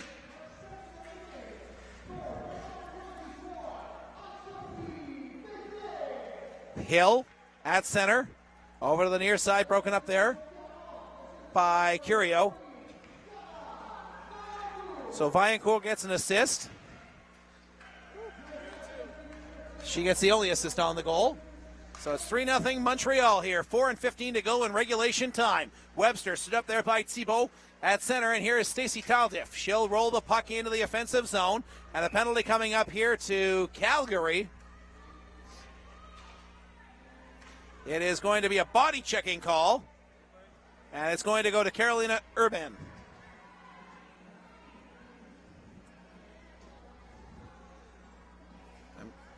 And there's the hit right there. That's a good body check. Unfortunately, it is incredibly illegal in women's hockey. Yeah, it's not allowed in women's hockey. You're not allowed to drop the shoulder into somebody. No. This is a contact sport. It is a physical game, but you cannot drop the shoulder into somebody's midsection and lay them out. So Montreal goes back to the power play. The Stars are 2 for 8 so far in the hockey game. Vaillancourt at the left point, dishes to Bette. Bette, cross ice Davidson. Davidson settles it down. Tries to go back to Bette. Looking for the hat trick there. Here's Vaillancourt. Back to the line. Chartrand. Chartrand right side for Davidson. Webster comes up with it for Calgary. Hammers it over to the near side. Just out of the reach of Bette, but she skates to it. Vaillancourt at the point has her pocket picked. Back the other way. Here is Schroeder. Or Cunningham, excuse me. She takes the shot. Looking for a shorty to get back in the hockey game. As Vaillancourt picks the puck off in the neutral ice, she winds, fires. Big save there and a big rebound as Desjardins made the stop, and then Calgary hammers it down the ice. Paige on the forecheck, trying to force Chartrand to make a bad decision, but she makes the right one, playing it up the boards. Bette to Thibault, into the slot. Thibault, wrist shot! And a stop by Cathy Desjardins, and she will hold on with a minute to go in the power play for Montreal and 3:14 left in regulation time. Thibault trying to use Eddie as a screen, but Desjardins again solid in front of her crease, in front of her net, making a save. And she make it look very easy. Provo to take the draw against Cunningham. Montreal controls. Tardif at the top of the umbrella, takes a shot, hits a skate, and goes wide. Hill settles it down, gives it to Tardif. Tardif to play with a drive, and that goes off of Dagenet in front and rolls over to the near side. Tardif at the left point. She winds, fires, tipped in front, big rebound. Cunningham doesn't come up with it. Here's Blay. Blay back to the line. Tardif tries to go to Provo in the right corner, but coming up with it there is Schroeder. Schroeder tries to play it away from Provo, but puts it right into her body, and the puck comes behind the net. Here is Hill. Carolyn Hill up the left side, back to the line. Tardif. Tardif over to Blay. It hits her in the shin pads and rolls behind the net. Here's Provo behind the goal. Provo back to the line for Tardif. Tardif, right point. Back to Provo. Provo working off the half wall to Hill. Hill into the slot. Dishes off. Play. Back to Hill into the slot. Her shot goes off of the leg of Curie over to the far side. Carolyn Hill gives chase, picks it up. She's got play in the slot. Wide open. Wrist shot goes wide. She had the short side open, but just missed the mark. And now Calgary will clear the puck down the ice. 2 minutes to go in regulation time, down by 3. As Tardif has her pocket pick behind the net. Chelsea Purcell tries to center, and a penalty coming up here. And it's going to go to Montreal for high sticking, as Stacey Tardif was out a long time at the end of the power play and gets the gate. Yeah, stick and a And hook there it is. right in the face. In front of the ref too. She was going to call it for sure. You're generally not going to get away with that. No. So Stacey Tardif sits down for 2 or less, and Calgary calls timeout at 18 minutes and 7 seconds. A reminder that this 3-game series continues tomorrow as Montreal hosts Calgary at 1:30. So if you're in the Montreal region and you want to see some outstanding hockey at affordable prices, come on out to the Étienne Desmarteaux Arena. And our next game on SSN features Montreal. They're in Toronto next Saturday night. A 7:30 puck drop right here on the network. And then in a couple of weeks' time, the first game of the new year is on Saturday, January the 4th. And we have the pleasure of bringing you Boston and Montreal here from the Étienne Desmarteaux Arena. And just a reminder, as we take a look at the Calgary bench, for those of you who are Calgary fans and want to listen to games, all of their home games are audio cast on CWHL.ca. So just a reminder that if your favorite team is playing out in Calgary, you can catch the game. CWHL.ca has all of the action with the audio broadcast of all Calgary Inferno home games. Calgary on the power play here. As that is Peacock. Here's Schroeder. Left side, takes a shot. It goes off a leg and wide. Here is Chaton. Chaton clears it up the near boards. Schroeder goes to the wall, but she can't quite keep it in.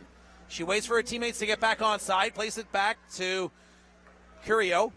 To Peacock. Up the middle. Intercepted there by Chechere. Big hit in neutral ice as Calgary has pulled their goaltender here with a minute and 20 to go in regulation time. Locking the puck up in the offensive zone is Fanny DeForge. Skating away now is Danielle Stone for Calgary, leading the rush. It's a 6-on-4 advantage. Schroeder tries to play it in deep. Chaton comes up with it, and she will ice the puck. That will take us to inside 1 minute to play in regulation time. Thibault catches up to it, shorthanded, empty net. She tries to stuff. She's going to rag it behind the goal, drawing 5 Calgary players below the goal line. Daniel Stone plays it ahead for Cunningham. Cunningham curls inside her own line, ahead to Page on the right side. Page will wrist it in on goal. Aron will put her mitt on it and hold on for the whistle. 38.9 seconds to go in the third period. 3-0 is the score. 46 seconds to go in the power play.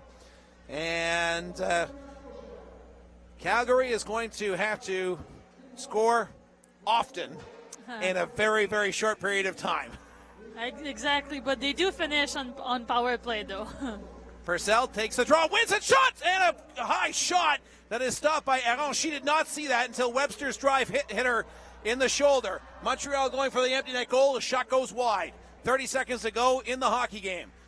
Urban up the right side for Purcell to Page. Page rolls it in on goal, and Aron will freeze it.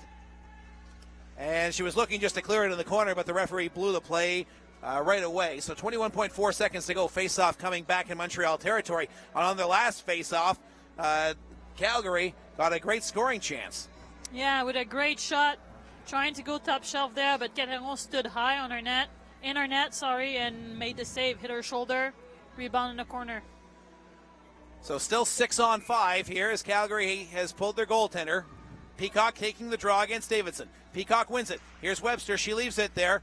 Coming across, that was Cunningham. The shot goes wide by Stone. They're going to set Stone up at the right point. Her shot high in the air, knocked down in the corner. Peacock, 10 seconds to go in the hockey game. Hill, she'll try to corral the disc. She picks it up with her hand and tries to lob it ahead. Here's Betty. Empty net for the hat trick. Scores, but the horn went before she could complete the hat trick. That was pretty close. So Montreal skates away with a hard-fought 3-0 win here this evening at the Etienne Desmarteau Center.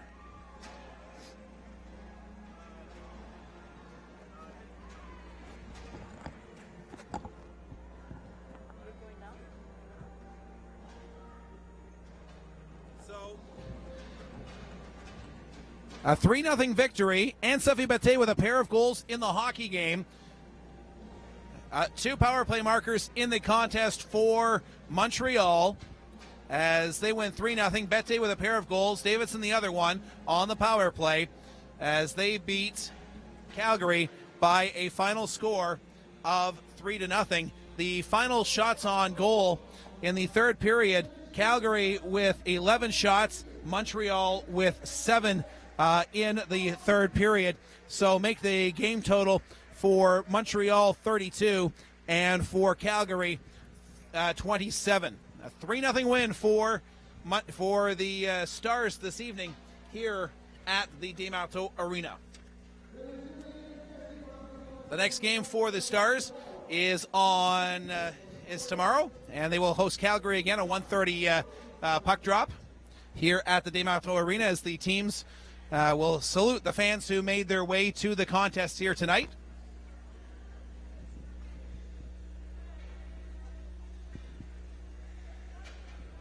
So 3-0 the final score as the Stars salute the fans in attendance here at the Caroline Ouellette Arena. So we're pleased to be joined now by Stephanie Darwish, who is the marketing director for Fuller Landau, the chartered accountants who are the proud sponsors of today's game. And this is one of the opportunities that we like to afford the local sponsors of the various teams in the CWHL to talk about with their partners. So first of all, why was it important, Stephanie, for your firm to be involved with the CWHL and specifically the Montreal Stars? Part of our mandate is to support local businesses and local communities, and this really fits into our profile of someone we'd love to support. And we like the businesses around here, and it's important for us to support the Montreal Stars. So, what is the natural link between your organization and these young women who are out here playing their hearts out every week? Well, we work our hearts out. But actually myself and another member of the volunteer staff are employees volunteers here for the Stars, and we're employees at Fuller Landau. So we thought it'd be fun to support us, and we're grateful for the firm for allowing this to happen. So let's take an opportunity to talk a little bit about Fuller Landau. What exactly are the services that your organization offers? As chartered professional accountants, business advisors, we have professionals in tax, HR advisory, IT consulting, and of course accounting, and we help small and medium-sized businesses with all their accounting and business needs. And your thoughts on the game tonight? Calgary's rough. They're a rough team. That's all. Well, Stephanie, thank you very much for stopping by, and thank you very much to Fuller Landau for all of the support of the Montreal Stars. It's a very generous support that your organization has provided for the fans here today, and hopefully there'll be other businesses in the Montreal area who would like to follow your organization's leadership. Thank you so much for having me. That's Stephanie Darwish, the marketing director for Fuller Landau, the accounting firm that was today's game sponsor here in Montreal. So let's take a look again at the scoring summary in today's game. The Stars opened the scoring with a power play goal. It was Bette at about the 13-minute mark of the first period, followed by Davidson at 18 minutes and 3 seconds of the first period, a pair of power play goals. That was basically the difference in the hockey game. Bette scores her second in the third period as the Stars go on to a 3-0 victory over the Calgary Inferno. When we come back, we'll rejoin Noemi for the final thoughts on today's game. It's 3-0 Montreal, the final score. This is the CWHL Game of the Week on SSN.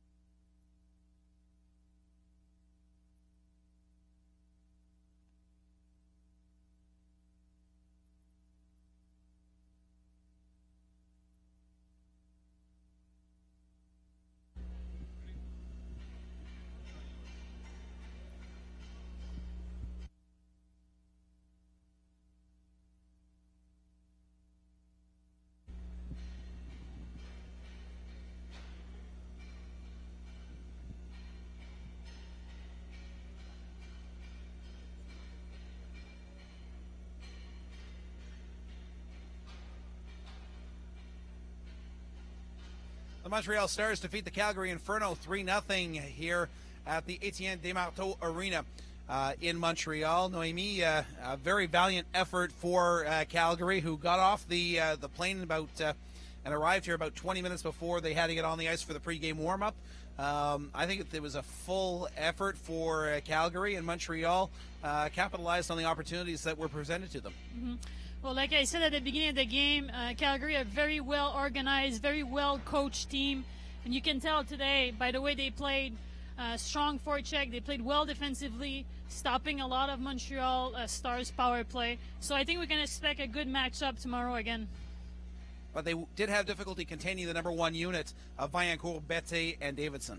Yes, they did, but they're some of the top players in the league. So obviously tomorrow that's going to be a thing. I think Calgary's going to have to tweak and change, staying out of the box, because, Vaillancourt and Chartrand and Bette and Davidson can hurt you on power play. Montreal was 2 for 9 on the power play, 2 for 4 in the opening period, and that was really the difference in the hockey game, as Ann-Sophie Bette scores a pair of goals, and Vanessa Davidson with the other, as Catherine Aron earns the shutout. And when you take a look at the final shots on goal, 32-27, Aron was full value for her effort today. Both goalies played amazing. Desjardins with some nice, great save. Last goal that went in, a deflection on the defense pad, which she couldn't really do anything about that one. But the rest of the game, really, she stood on her head. Same with Catherine Aron, who I think saved the game there, because Calgary had a lot of chances on PK. So the final score in today's game, the Montreal Stars defeat the Calgary Inferno 3-0. We'd like to thank you very much for spending some time with us this afternoon, and remind you that our next game on SSN is next Saturday, when when Montreal travels to Toronto to take on the Toronto Furies. That's a 7:30 puck drop. And in 3 weeks' time, January 4th, will be the next game for Montreal, when the Stars take on the Boston Blades. And that's a game that will start at 5:30, and we are actually hoping to try something very unique on that broadcast, which would be that we're going to try to do a bilingual broadcast, one in French, one in English on the same stream. So that's going to be very exciting.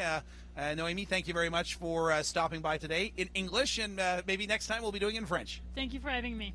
So on behalf of our entire Streaming Sports Network crew here in Montreal, this is John Bauer reminding you the final score in today's game: the Stars defeat the Inferno 3-0. And our next game is next Saturday, when the Stars travel to Toronto to take on the Furies. Hopefully you'll be able to join us then. If not, hopefully we'll see you on January the 4th. Good night, everybody.